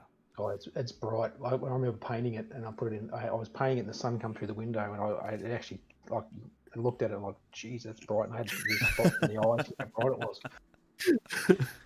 But I've dulled it off a little bit with washes and stuff over the top, Mhm. so it gives it that aged antique sort of look. Yeah. Well, let me commend your weathering. All right, I'm a sucker for weathering. I love good weather, like on good weathering. But over here, like again, mentioning what you said in a couple of minutes ago or an hour ago, where you said you can see my 12-month progress. Your weathering here is superb. Even with just the threading on the wheels, or I don't know what you would call them on a tank. I'm sorry, I don't know what they're called. Okay, The tracks. the tracks. There it is. Like even that with like they're muddy, they're dirty, and then you have the right weathering on the front where it would go into like the cracks or like the panels. Mhm. Beautiful work. And were you kind of inspired by like military? Like did you look up anything military in order to get this one done, or is this just out of the top of your head? A lot of it's just off the top of my head because in between all these, I've done a lot of military kits as well. So Yeah. 70-second scale, small scale stuff. Yeah. I've always going back to sort of stuff with the dioramas. I've always admired the guys that can pull off a nice diorama scene with military kits. So I Yeah. always look and see how they've done things. I watch a lot of videos, read a lot of magazines and books and things like that. Yeah. That's just where that's all the information comes from. And then again, it's just giving it a go. It's just like a lot of this stuff because it's well, with the pencils it was water based. So if I screw it up, I could just wash it off with a bit of water because underneath was lacquer, so it's not going to wash off. With the pigments on the track, the same thing. They're water soluble pigments. So if I screwed it all up, I just put a bit of water over it and just wash it off. So Yeah. I just kept going until I found the right sort of the look I was after. You Uh-huh. don't want to, because of scale. One thing you've got to be careful of with weathering is the scale. So you got to make sure all the weathering, all the chipping, and all the mud and things like that is all within the scale. Because it's a common error that's done with a lot of, especially with Gundam stuff. You get guys weather, but then they have mud up at the skirt area of the Gundam. And when you think about it, it's an 18-meter tall robot. It's not going to have mud that far up from walking. It's going to have it around the bottom of the feet, or maybe Yeah. as high up as the ankle. Mm-hmm. Whereas something like this, the Predator tank, you got to think about how, in real life, if it was a real tank, how would the tread move around the actual base? Yeah. And when you think about that, you think about how the mud and dirt would flick off as it was flinging around. And that way you can actually work out where to put the mud and dirt effects Yeah. as if it looks naturally as it's been flying off in real life. Of course. Yeah. Wow. Well, I mean, you definitely got it right, man. Definitely got it right on this one. Well, and it's a testament to just what you can do with just your line of paint too. Like you said, it was all SMS other than the watercolor pencils. Yeah, everything's all our paints under there. It's the actual blue is the aggressive blue was the base, and then on top of it was air superiority blue, which they're both US Air Force colors for some of their aircraft. But so the darker color was done first, and then I actually went through with the lighter blue over the top and actually colored in all the panels with the airbrush. So everything, so it gives you that shading effect around the edges as well. So it gives you that extra level of depth to the color and to the weathering. Yeah. Wow. No, this That's is super.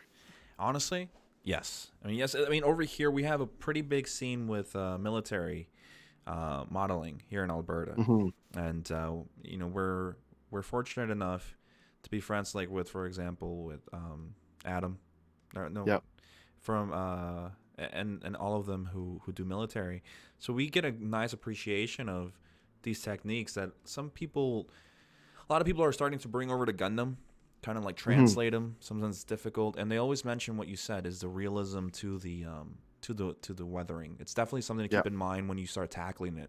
You're not gonna find, like you said, the mud, and it's really awesome to see the realism, especially on something this size. You have to imagine how it would be in real life, if that's what you're going for. So really awesome. Yeah, that's the trick with weathering. Just imagine what it would look like for real. Yep. Yep. Speaking of for real, these guys were for dinosaurs. real. At one point, you got more dinosaurs. Yeah. So the dinosaurs come from the childhood passion. Every little boy loves dinosaurs. Every little girl loves dinosaurs. And I still love dinosaurs today. It's just I watch all the movies, all the shows, all the documentaries. I'm always following the news to see what new dinosaur discoveries there are. Love Jurassic Park, love Jurassic World, love all that stuff. This kid here in particular was sculpted by a guy called Paul Tannenpong. He's under the company called Blue Dinos. He's done 3 busts now. Carnotaurus, this one is a Regaloceratops, and then a T-Rex. I've done the T-Rex as well, but this was all done with SMS as well. All freehand, everything. Nothing was masked, nothing was hand brushed. Everything was airbrushed. All free-handed. And then over the top of it was just given a couple of washes just to highlight the stuff. The only thing that was hand brushed was the eyes. Everything else is all freehand airbrush. And there's about 9 or 10 colors used. Wow. Again, testament to what your SMS paints can do. Yeah. That's really neat, especially with the whole no masking kind of thing and just freehanding it. The fact that they blend in so well kind of show like that it's really cool. Then we have this guy. What is this? Stegosaurus? What is this guy? Parasaurolophus.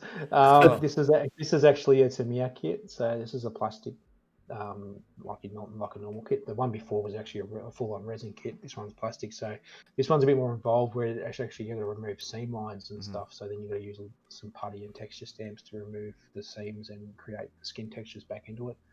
And again, everything on him is done with SMS paints. Then it was a base coat of yellow, then a base coat of then the patterning with green, and then he was just given a massive wash with black wash, just to give him a bit of tonal difference. And and then the base itself is just simply those little plants there are just fake plastic plants from a cheap shop here in town. So they, the fake little pots you see in some of these shops. I just grabbed a few of them and just pulled the plants out and stuck them straight in the base, and they look real enough.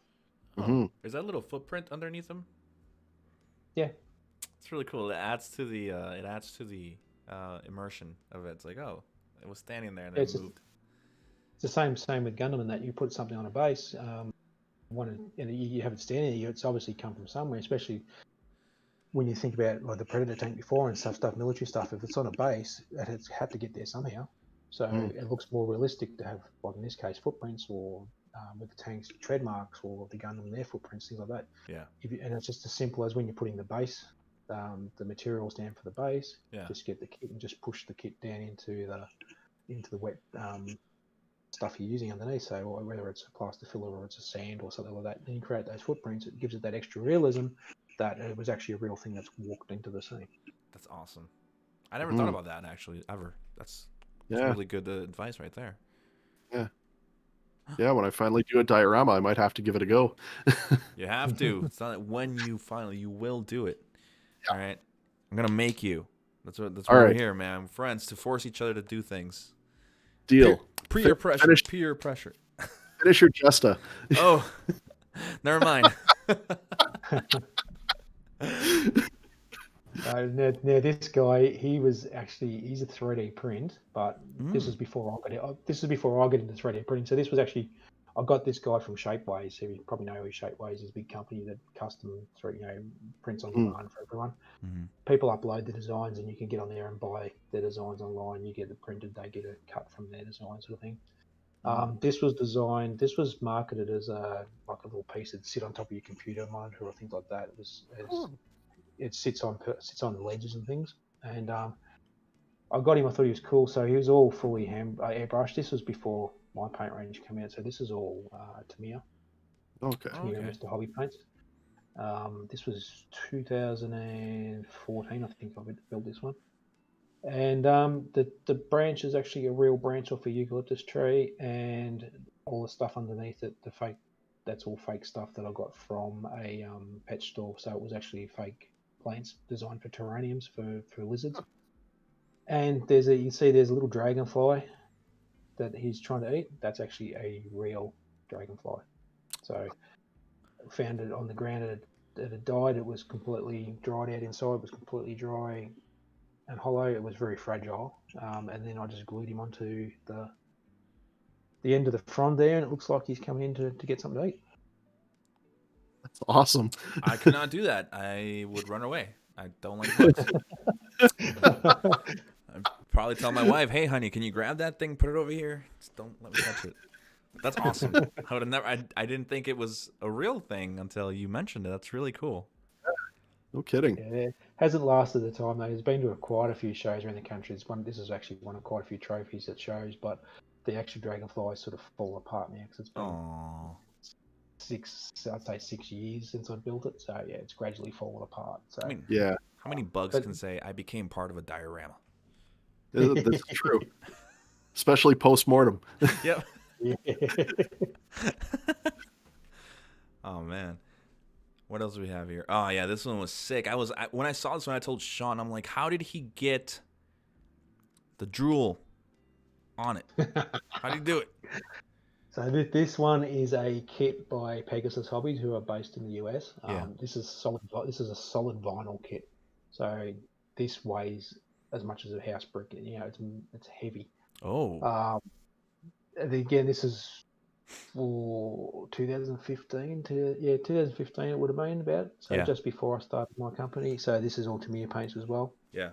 And primed with Mr. Surface mahogany. So that's what that red part is at the nose and that. So that was the whole colour. And then I went over the top with browns and greens and yellows and stuff, and then washed it all down with a wash. Now the drill is as easy as stretching out sprue. So the clear transparent sprue was from the master grade high new Burkhardt. There was a clear runner in that. I actually got the runners from that. What you do is you put heat underneath it so it softens it, and you stretch it, and it creates a much thinner version of it. So what I done was did that, stuck them between the top and bottom teeth, and stuck it towards off the front, underneath, that sort of stuff. And then got the 5-minute epoxy glue, mixed all that up, and as it was starting to set, I'd put that onto the actual clear runner and just let it run down and drip. So and then as it was hardening, I just kept agitating it, moving it around, so to give it, instead of being nice and smooth, it was giving it lumps and bumps and things like that. Yeah.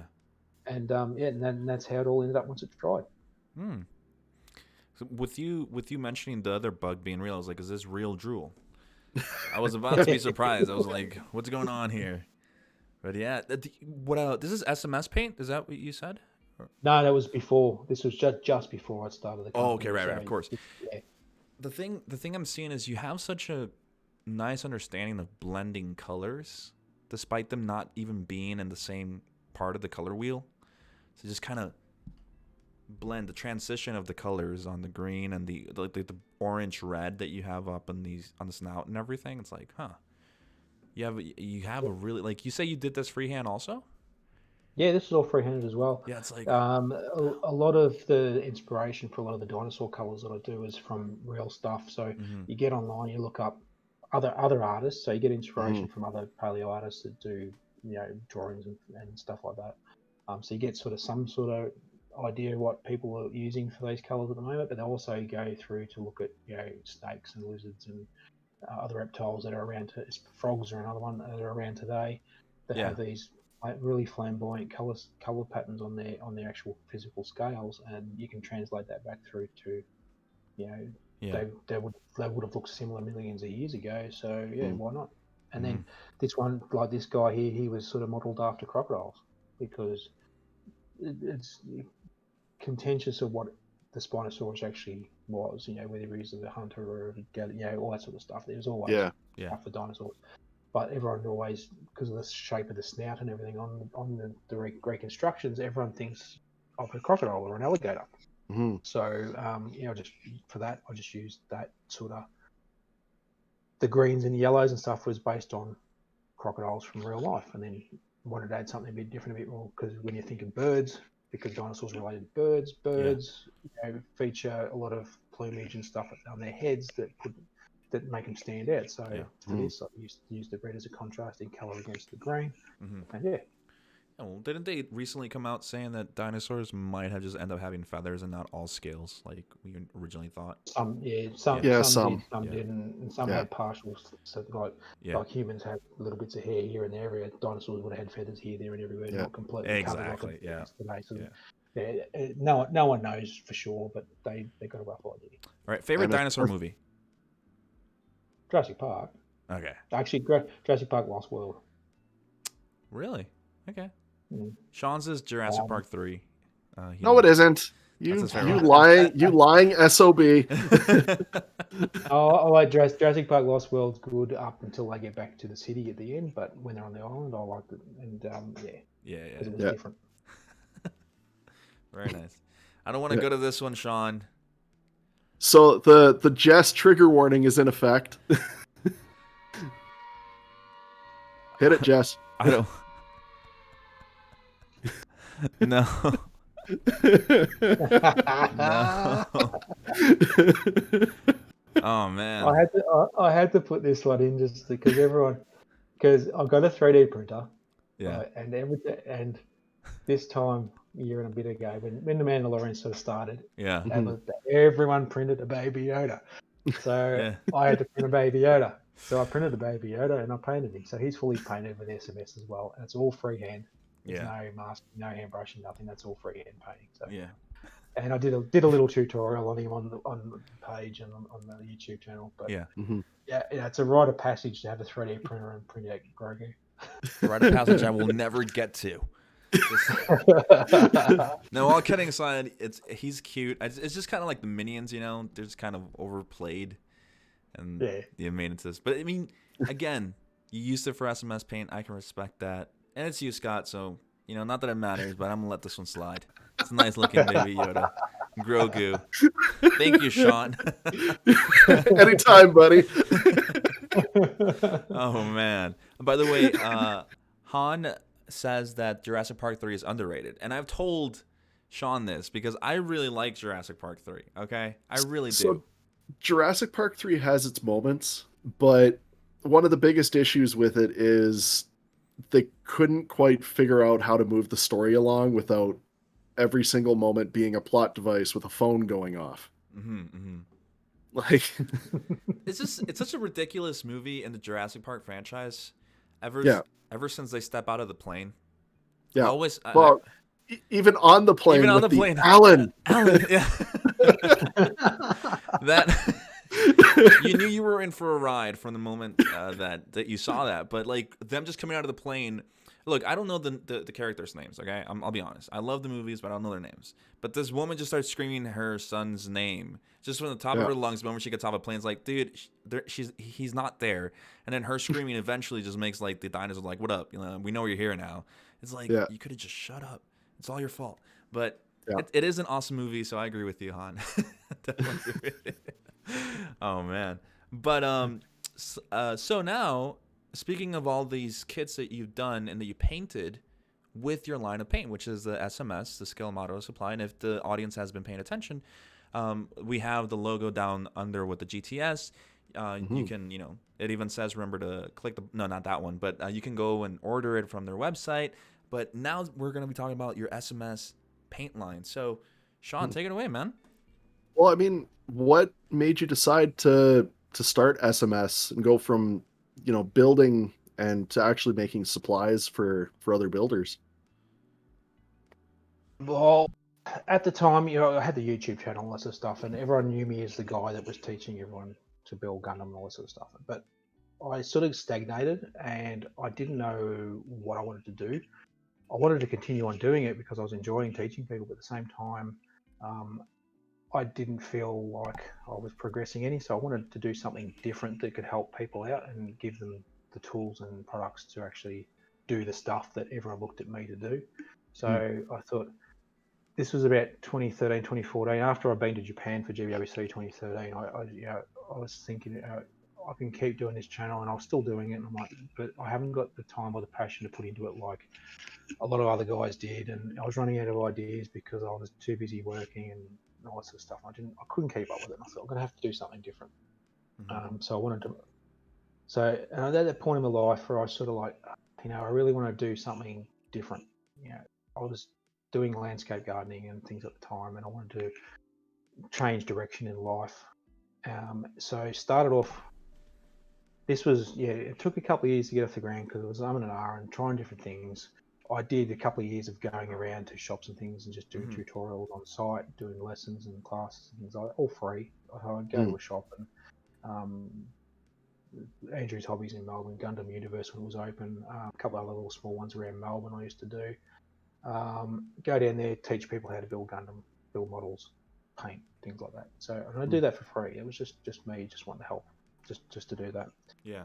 And at the time, I was also heavily involved in Gunpla Builders Australia, things like that, going to GWC, doing the same thing at GWC, doing panels, organising panels and doing demonstration days at them.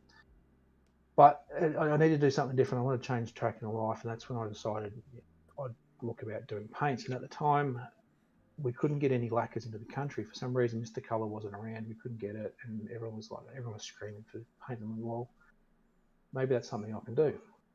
So it took probably 4 or 5 months after I really set in stone, this is what I'm going to do, of planning, getting samples, testing, getting the right packaging, designing everything to go along with it before we launched. And then it took probably about another month after that to get actually launch the product into the stores. And at the start, we had one store, Andrew's Hobbies, and then moved on to Hobbyco, and then a few other ones soon after. And but basically, the main premise was I needed to change the way my life was heading, and I needed to do something different. And I was at a point in my life where I really wanted to leave a lasting legacy on the scale modeling community and for my family. So Mm-hmm. that's how the scale model supply was actually born. Hmm. Nice. Well, it's a very humble reason to even just start out just to help people, right? And Yeah. kind of give them a different tool, Hmm. and a different option also, right? I mean, at the end of the day, they're established paint lines, but coming into this is must be difficult in some way, kind of making a name for yourself, in the industry, but seeing the results from it, Hmm. that's when it really speaks, and we've been seeing them throughout the show, Hmm. with your paints, and it seems like you're doing like it's going pretty well. You have this the video over here that we have of we are expanding a quick walkthrough, on your headquarters. So I know Shaun Yeah. definitely linked it over here. Mm-hmm. Yeah. So yeah, but taking us like I started in 2016, early 2016. I kicked off everything we're doing, and for years I was working two jobs. I'd work all day doing landscape gardening. So I'd leave work at 7 o'clock in the morning, be home 4 or 5 o'clock at night, and I'll be working on that from 5 o'clock till whenever. This went on for years, and then last year we COVID sort of hit, and then just everything just exploded. Yeah. Everyone was just at home building models and stuff, and then we companies couldn't bring in stuff from overseas that everyone was already using. Re-established for like 4 years at this point, and then everyone's just like, well, these guys are local, we're Australian, we don't have to worry about this. We can get products locally, we don't have to worry about the imports. So our sales went up, and then as our sales went up, I couldn't do the day job anymore, so I've wound that right back. Concentrated more on SMS, and then got to the point where I could give that up. So I'd actually spent a few months at home. My wife ended up losing, I'll say losing, but she was forced out of her job, what she was doing because of COVID. So she started working with me as well full time. And then where we were was way too small. We got too busy. So then we had to expand, which is where this video comes into place. As we moved in, we got the lease for this back in November. We moved in day after, just before Christmas, started working here the day after Christmas. And so pretty much with COVID, it's an absolutely terrible thing. It's ruining people's lives all over the world. But the economy, I see it as a massive big seesaw where one part of the economy, unfortunately, is down on the downside and the other part is on the upside. We've been incredibly lucky that our industry and what we've been working in is on the upside, which is, and it's hard to be excited when so many people are on the downside of the same thing. Yeah. But it is what it is, unfortunately, and we've just been in the right place at the right time, and I just hope this COVID thing finishes soon. To be honest. Oh, I mean, don't we all, man? Agreed. Absolutely agreed. And I mean, looking at the picture of you just standing in front of the new space, that looks like a place where hobby paint would be made. It pretty much fits the look that you'd think for a space like that. Thanks. Well, as you can see, the video, it's just an empty shell in this video. Oh yeah. It's completely full now. I don't know if I can spin the camera around. Don't know if this will go around. Ooh. Nice. Don't know. You can sort of see that the factory. Yeah, a little bit. Yeah. So yeah. I mean, now that Shaun is here, and when I say here at the house, because he was moving, right? So he couldn't really sit down and paint. Yeah. But now you can use the SMS paints and really kind of. Yeah. Honestly, I'm super excited to use the bottles you sent me, because I actually bought the Gengar kit that came out over the holidays, and it pretty much, the colors you sent me, pretty much I could use on that Gengar, so it's fantastic. So I'll be able to do a full sample of it on that Gengar kit. Yeah. There's a few people used pearls to do that. Oh, here's the next video. Yeah, this is sort of the second video I put up of them partly, put all the shelves and stuff in, so you can actually see bits and pieces that were going on. Yeah. But everything's the walls are up and thing now. So that was when I was building the walls to put dividers in. And yeah, so it's been an exciting time for the last few months, but it's been a hell of a long journey, and it's been tough. It actually has been tough trying to. I've been lucky to an extent because of all the work that I put in previously with all the stuff I did for just helping people out with the YouTube channel, going to these stores and meeting people, being part of communities and stuff. I had people knew me from that, but then so that's why I was well known within the Gunpla scene because of that sort of stuff. But then as we moved further into other parts of the hobby, so military, aircraft, and car models, things like that, it's really taken a life of its own. Well, I mean, the one thing when you first launched SMS, I was pretty much sitting there going, I want to use this paint. I want to get my hands on this paint. I would tell the guys in like the Gunpla group up here, I'd be like, I want to try SMS paint, and they're like, what the fuck is SMS paint? And I'm like, it's from Australia. It's Ghost of Zeon's paint. And they're like, who's the Ghost of Zeon? And I'm like, guys. But honestly, like the fact that it is getting more easily available, I mean, Canada is still a little bit of a problem just because, We've I mean, always our had a problem. options. Yeah, well, yeah, but our options are bring it across the border out of the States or bring it out of Australia, and both have pricey costs on shipping. It makes it tough for us, but I mean, I hope that soon enough we'll be able to have a distributor up here that makes it easier for us. Yeah, Yeah. I've been working on finding someone, but it's very hard, isn't it? Mm. It's everyone's knuckling down on all the stuff that they've already got. All their wholesales and distributors, they've already got they're trying to keep up with the demand. There's sudden Mhm. huge demand from all the stuff that they've already got, Yeah. and then trying to bring in new products, especially international, especially shipping at the moment, because it's been Mhm. absolute nightmare trying to get Yeah. stuff in and out of Australia with COVID, and it's the same over your way too. Getting stuff in Yeah. and out of the ports is an absolute Hmm. nightmare. So a lot of that at the moment, and once that calms down, it should allow us to get into a few more doors. Yeah. Adam at USA Gun Store is doing some fantastic work for us in the US, Mhm. promoting our stuff with a few guys. We're both working together with a couple of well-known YouTubers. So you got Geo and you got Joey, um, a couple other guys, not so average builder, things like that. I've sent stuff to Justin his build, old Justin, and Zach Mhm. Morales. He's tried stuff before. Tim, I've sent a bit of stuff to Tim, Child of Mecca. Yeah. So Adam's been doing really great stuff for us. So at the moment, it's shipping's a pain in the ass trying to get stuff over, and it takes an Mm. extra 2 to Yeah. 3 weeks on top of normal shipping times because of delays in and out of ports. Yeah.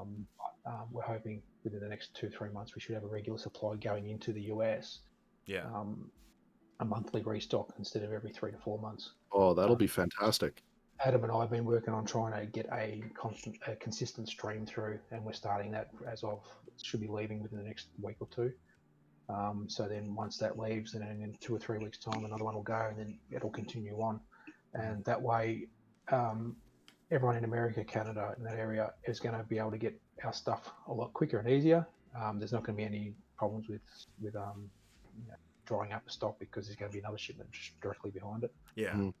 Because Adam's been finding the same thing we've had here is with COVID, everyone's just the same thing. Everyone's been at home building models, and then everyone's cotton on to what the new paints are. So between my stuff and then you've got Gynos, you've got Moto, and you've got Vallejo, and you've got all the stuff that Adam's bringing into the US.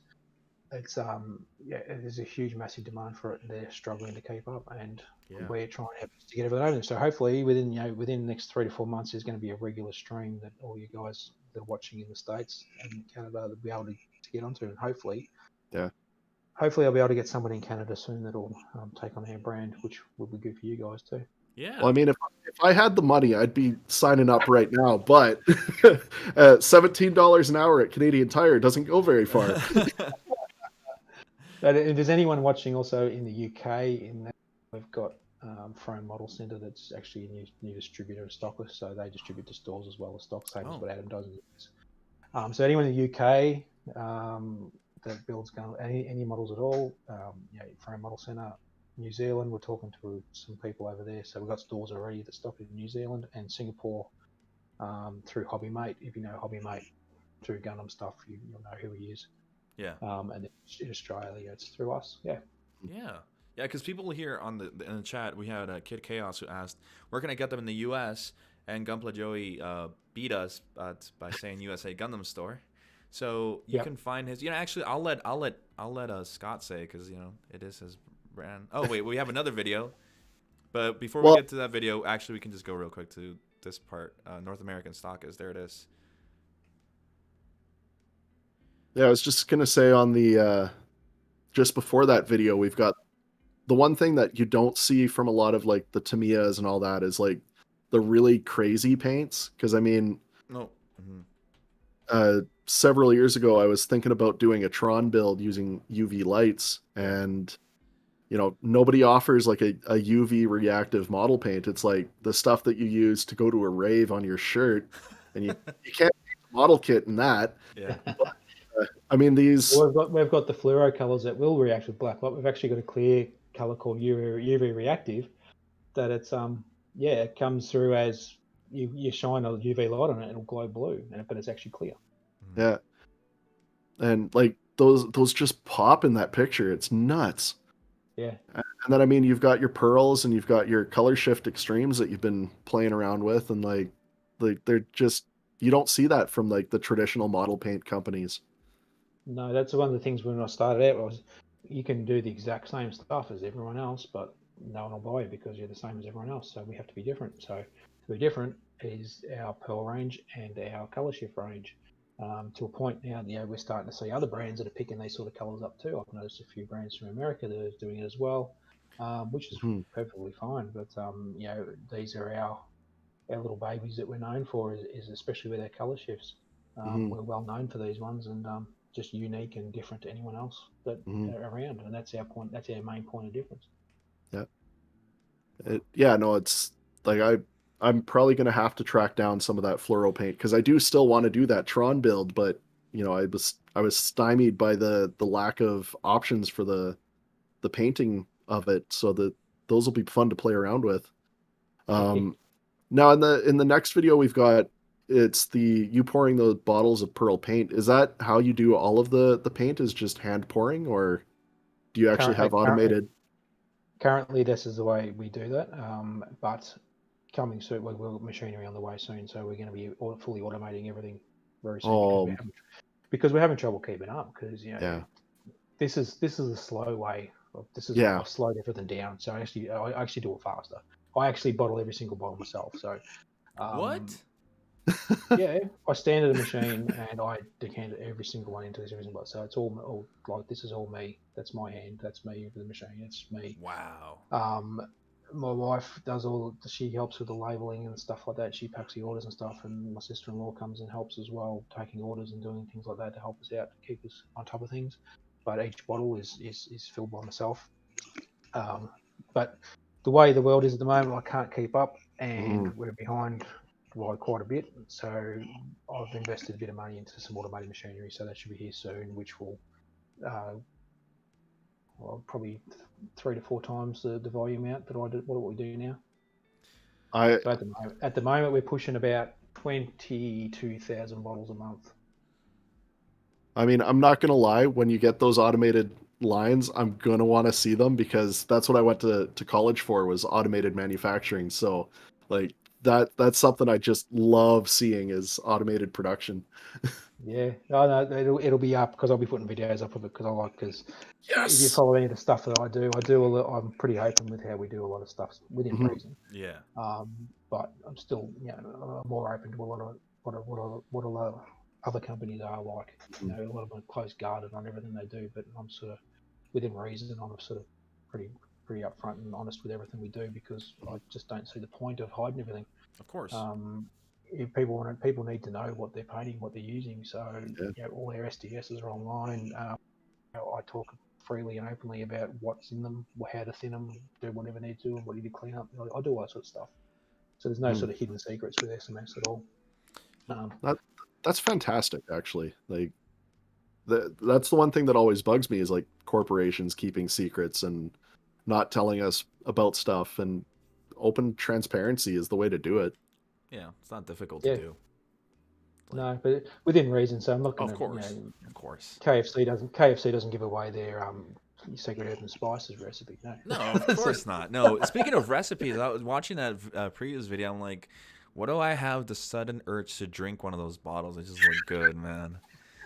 yeah, Yeah, and it but doesn't help. It doesn't help that I've named them all after fruits and flowers and things. yeah, it's Yeah. like, what am I? What, this looks Well, good.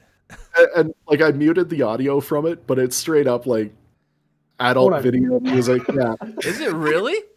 Yeah, straight Wait up. a second. I mean, I'm put. we did I it. can unmute it. I'm doing it. Watch I this. did it. I did it as a joke because everyone was laughing about how sexy they look. It's like, so I threw this little compilation together with porno music behind it. Oh, I can't. So I can't because like this thing can't mute pops it. up. Yeah. Yeah, No.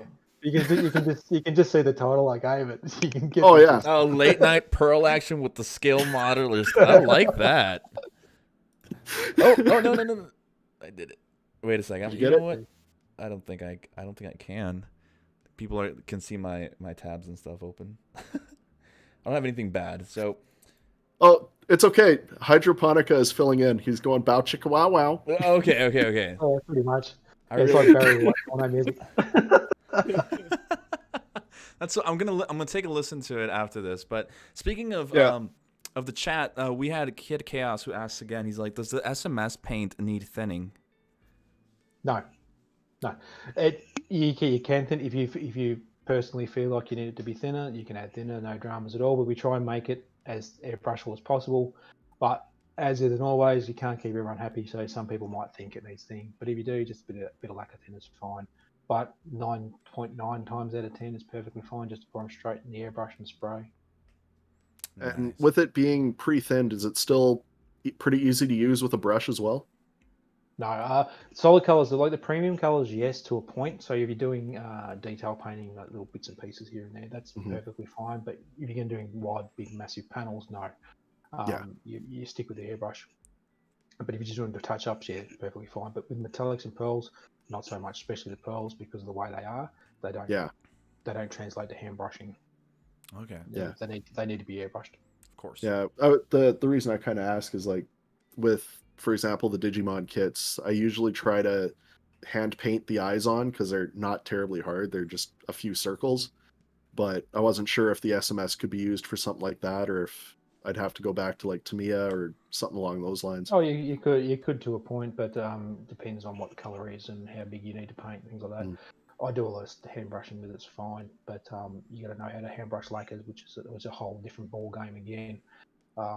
But we usually, especially with miniature painters and that too, we tell people like if you're going to be hand brushing, do all your base coats with SMS because it's Yeah. tough as you get your base coats down. Yeah. Come in with your Valleos and your dub paints and do your detail painting and your hand block, all that sort of stuff, and then come back with SMS again, the top coat over the top of it, protect your Mhm. minis from when you're playing 40k or whatever. Okay. Okay. Yeah. Same sort of principle with everything else.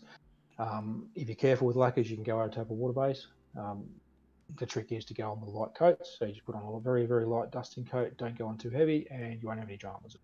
But a lot of people, they drench it on. The analogy I use is trying to put out a bushfire with a garden hose. And it's like people get their airbrush and they're standing 10 feet away and they're trying to spray a model with it. Yeah, it's absolutely drenching it on.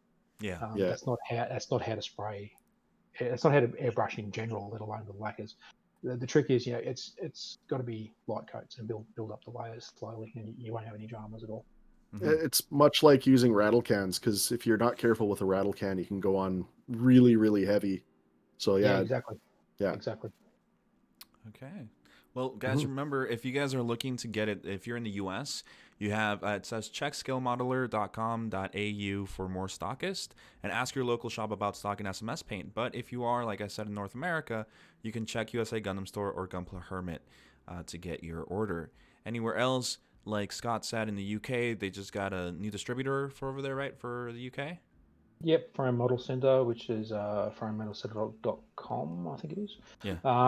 And everything else you can order directly from us Yeah. in Australia. We'll ship it by surface shipping, so that's how we're legally allowed to send Yeah. paints and all paints.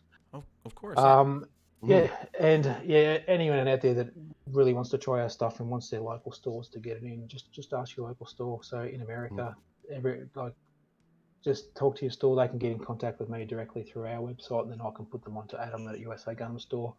If you're in the UK, same again, contact me direct, and I can put you in contact with Luke at Luke England over at Frame Model Centre, Singapore, Edmonton, and anyone else directly through us here in Australia Of through course. myself. There you go, guys. If you Yeah, guys can get it, you guys can get it. I can't wait to see what Shaun does with the ones that he has over there. I know you're looking. I don't know where they are exactly. They're right there. Oh yeah. I'm direct line of sight. Yeah, I can't wait to see it. Over there we have where I can't. I know Scott can't see me, but you guys can see me. We have the airbrush right there waiting, but we can't paint right now because it's like minus 20 degrees Celsius outside. So when we open up the window, it's like, oh, I'm dead. Yeah. So Yeah, pretty much. we can't do it. But over here, I've got Nordic blood in me, and it's still too cold. I'm from Chicago. It's not that cold, but it's still cold. I don't know. Yeah. It's weird. It's a weird cold. Like I can have my office window open and I won't feel cold. But I think it's because the wind is hitting the other side of the house. That's why like the kitchen door that leads to the deck is like frozen. So Yeah. yeah. So the point is we can't paint right now, or else we get frosting, bunch of issues. We don't want any of that. Yeah. But we have some screenshots here from his YouTube. I'll let Shaun explain this a little bit further. So, I mean, basically, it's just all of the places you can find Scott. So you've got the SMS and the Ghost of Zeon website, the SMS and Ghost of Zeon YouTube, and the Instagram accounts. I mean, I still, from time to time, go back to the website and the YouTube for the tutorials and that, just as a refresher, because, I mean, it's what I started in the hobby in, so it's kind of like going back to your favorite childhood book every so often. Painting a 3D printed Baby Yoda. All right. I see it. I see it there. Watch it. Watch it. Oh, I will. No, I will. with the website, I haven't updated my Ghost of Zeon website since 2015. I think that's the last one was at Sazabi, the Blueberry Sazabi. That was the last one I put up there. Just didn't have time to update it again. The YouTube hasn't been updated really, only once in the last couple of years because again I've lost passion for it and I just don't have the time to sit there and do it all. Same with Instagram. Don't put much along there. Everything's sort of business focused these days. Also on Facebook under the same usernames. SMS is also on Twitter as well under at SMS Paints and on LinkedIn as well. But yeah, nice. I'm still around as Ghost of Zeon, so you'll see me pop up every now and again. But most of the time, it's usually company focused these days because that's all I've got time for. Yeah. Of course. I mean, we get it, man. But even going back to revisit your videos and learning from you from the past, hanging out with Scott from the past is really cool too. You know, before he got into the business mindset, which is, you know, nobody's blaming you, dude. And honestly, it's really nice to see your humbleness when it comes to like, you know what, it is a difficult situation right now in the world. And honestly, the modeling hobby has actually kind of had a spike thanks to that. You know, whether you want to see it or not, it's the facts, right? That's the way it works right now. People are at home. People are working on their Gundams or their military or anything, and they want to paint and they want to do this because what is needed right now is a distraction, something that we can focus ourselves instead of getting stressed out by the rest of the world. And I mean, I'm an American, so talk about stress. So we don't want to deal with any of that, you know? It's just kind of just chill and paint and stuff and really cool. I mean, honestly, really awesome. So again, Shaun, I'm gonna shut up. I'm sorry. Well, I mean, you know how to host.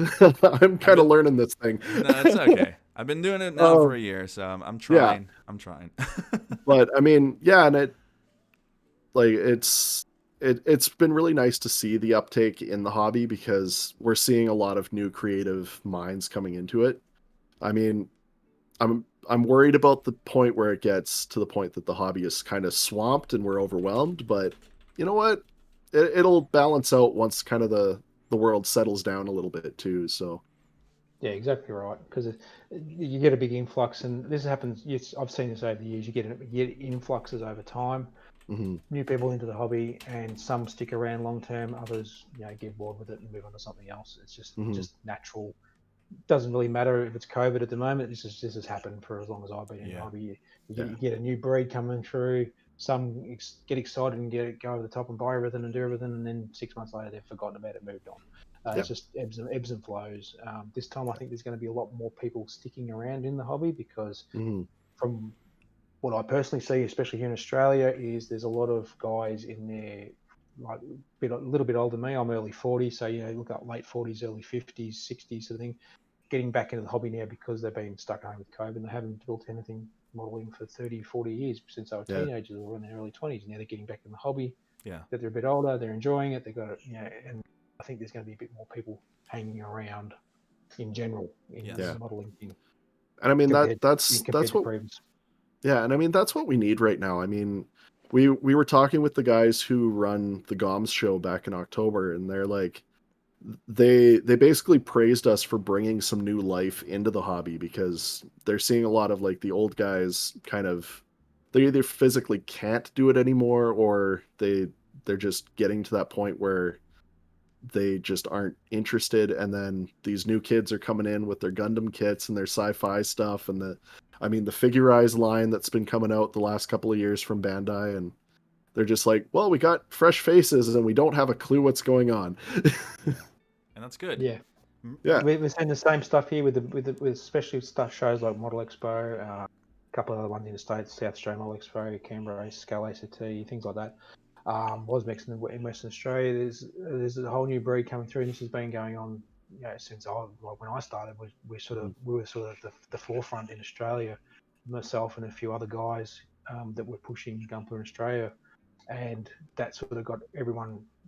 At the time, it was pushback against the military ones. It's like, oh no, not this, these rubbish toy shit, Yeah. But they've gradually, over time, they've realised that the Gunpla builders and the sci-fi builders, that they're here to stay, and they are accepted. They, especially here, they're more accepted than they used to be in these modelling circles.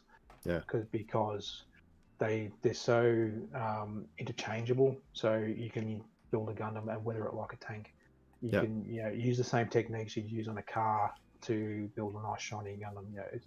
Everything's interchangeable, and a lot of the guys now that we're stuck on their rusted ways are starting to open their eyes up and be more accepting of stuff that's not generally thought of traditional. as a traditional model. So and that's been going on for 15, 16 years. Maybe even before I was doing it. So, this has been on for 20, 30 years in Australia, but different overseas, especially in Asian countries, it's the other way around. So, you Gundam first, then your traditional models. Yeah. But in the Western world, like in Australia and America, things like that, it's still military aircraft first. Yeah. It's tanks, planes, and cars is pretty much still the precedent here in North America, at least here in Alberta. I haven't been to shows outside of Alberta, but I mean, it's all, 65, 70, 80-year-olds.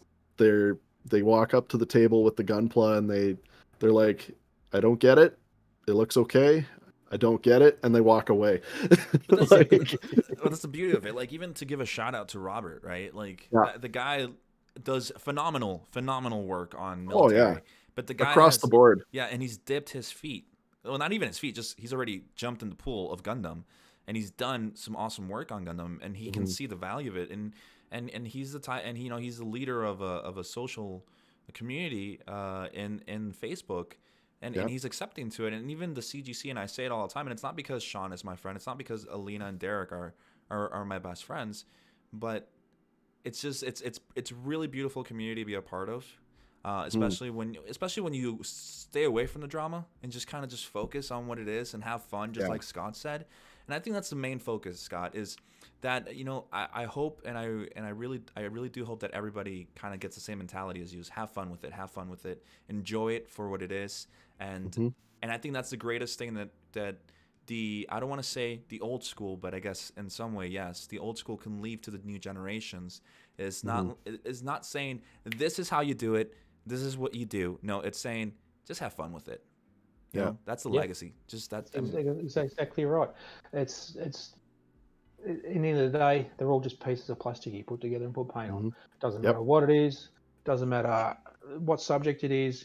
If you build a tank and you look at a Gundam, you should really, in my opinion, be looking at the Gundam and respecting and accepting what work went into that. And if you're a Gundam builder, you do the same with tanks. For myself personally, I go to all the shows and I look at every single model on the table, and I look at every single one, and I look at every single bit of work and I appreciate every single technique, every single product, every single kit that's on those tables for what they are. And I don't disparage against anyone for building a tank. I don't, because I build them all myself. I don't care if you build a tank, a car, or whatever. You're a scale modeler. And you're not a tank modeler, you're not a Gundam modeler, you're not a car modeler, you're a scale modeler, and everyone's the same. Everyone's a scale modeler. Doesn't matter what you build, everyone's a scale modeler. Everyone should be having fun, and pretty much that's it. You got to have fun. That's it. Yeah, absolutely. All right. Well, honestly, it's been really cool having you, Scott, on the show. It really has. I hope that we didn't bore you, honestly. I hope that you had fun speaking about Gundam and your dinosaurs and everything. I'm sure I'm speaking for Shaun here. I'm not trying to. Just I can see it in his face. The guy's happy. I love seeing this guy happy. All right. Well, as I kind of joked about last week's episode, it's like the saying goes, "Never meet your heroes." But honestly, I'm incredibly grateful for you to actually accepting to be on the show. It's been an amazing time. That's all right. I appreciate the offer to come on. It's been great. I've had a good time with you guys. So thank you very much. Well, thanks, man. Well, guys, Shaun. Yep. I will lead us out. Yes. So as a reminder, follow us on our social media pages. Facebook GTS Base, Instagram Gunpla Talk Show. Here on Twitch, give us a follow if you're watching, because you're here watching us anyways. GTS Base, and of course, good old classic YouTube Gunpla Talk Show, and we might also kind of be in the development of getting Twitter going if I get ambitious enough. So if that pops up on Twitter, give us a follow there too. Yeah. And of course, once again, hit the Patreon, help us out, maybe help us with our cameras because they are all dated. That's probably our next thing. Yeah, probably. we need to get a lot of things. But again, remember, supporting the show it's not forceful. If you want to help us out, it's awesome. If you don't, it's awesome too. We do this for our passion. We love doing this. It's honestly a part of us. And I know Shaun, like I told you guys in the beginning, Shaun took care of the show. This is by him. And honestly, I don't want the thing I tell Shaun, and I think I should just say it public, is I don't want people to think that GTS is just Jess.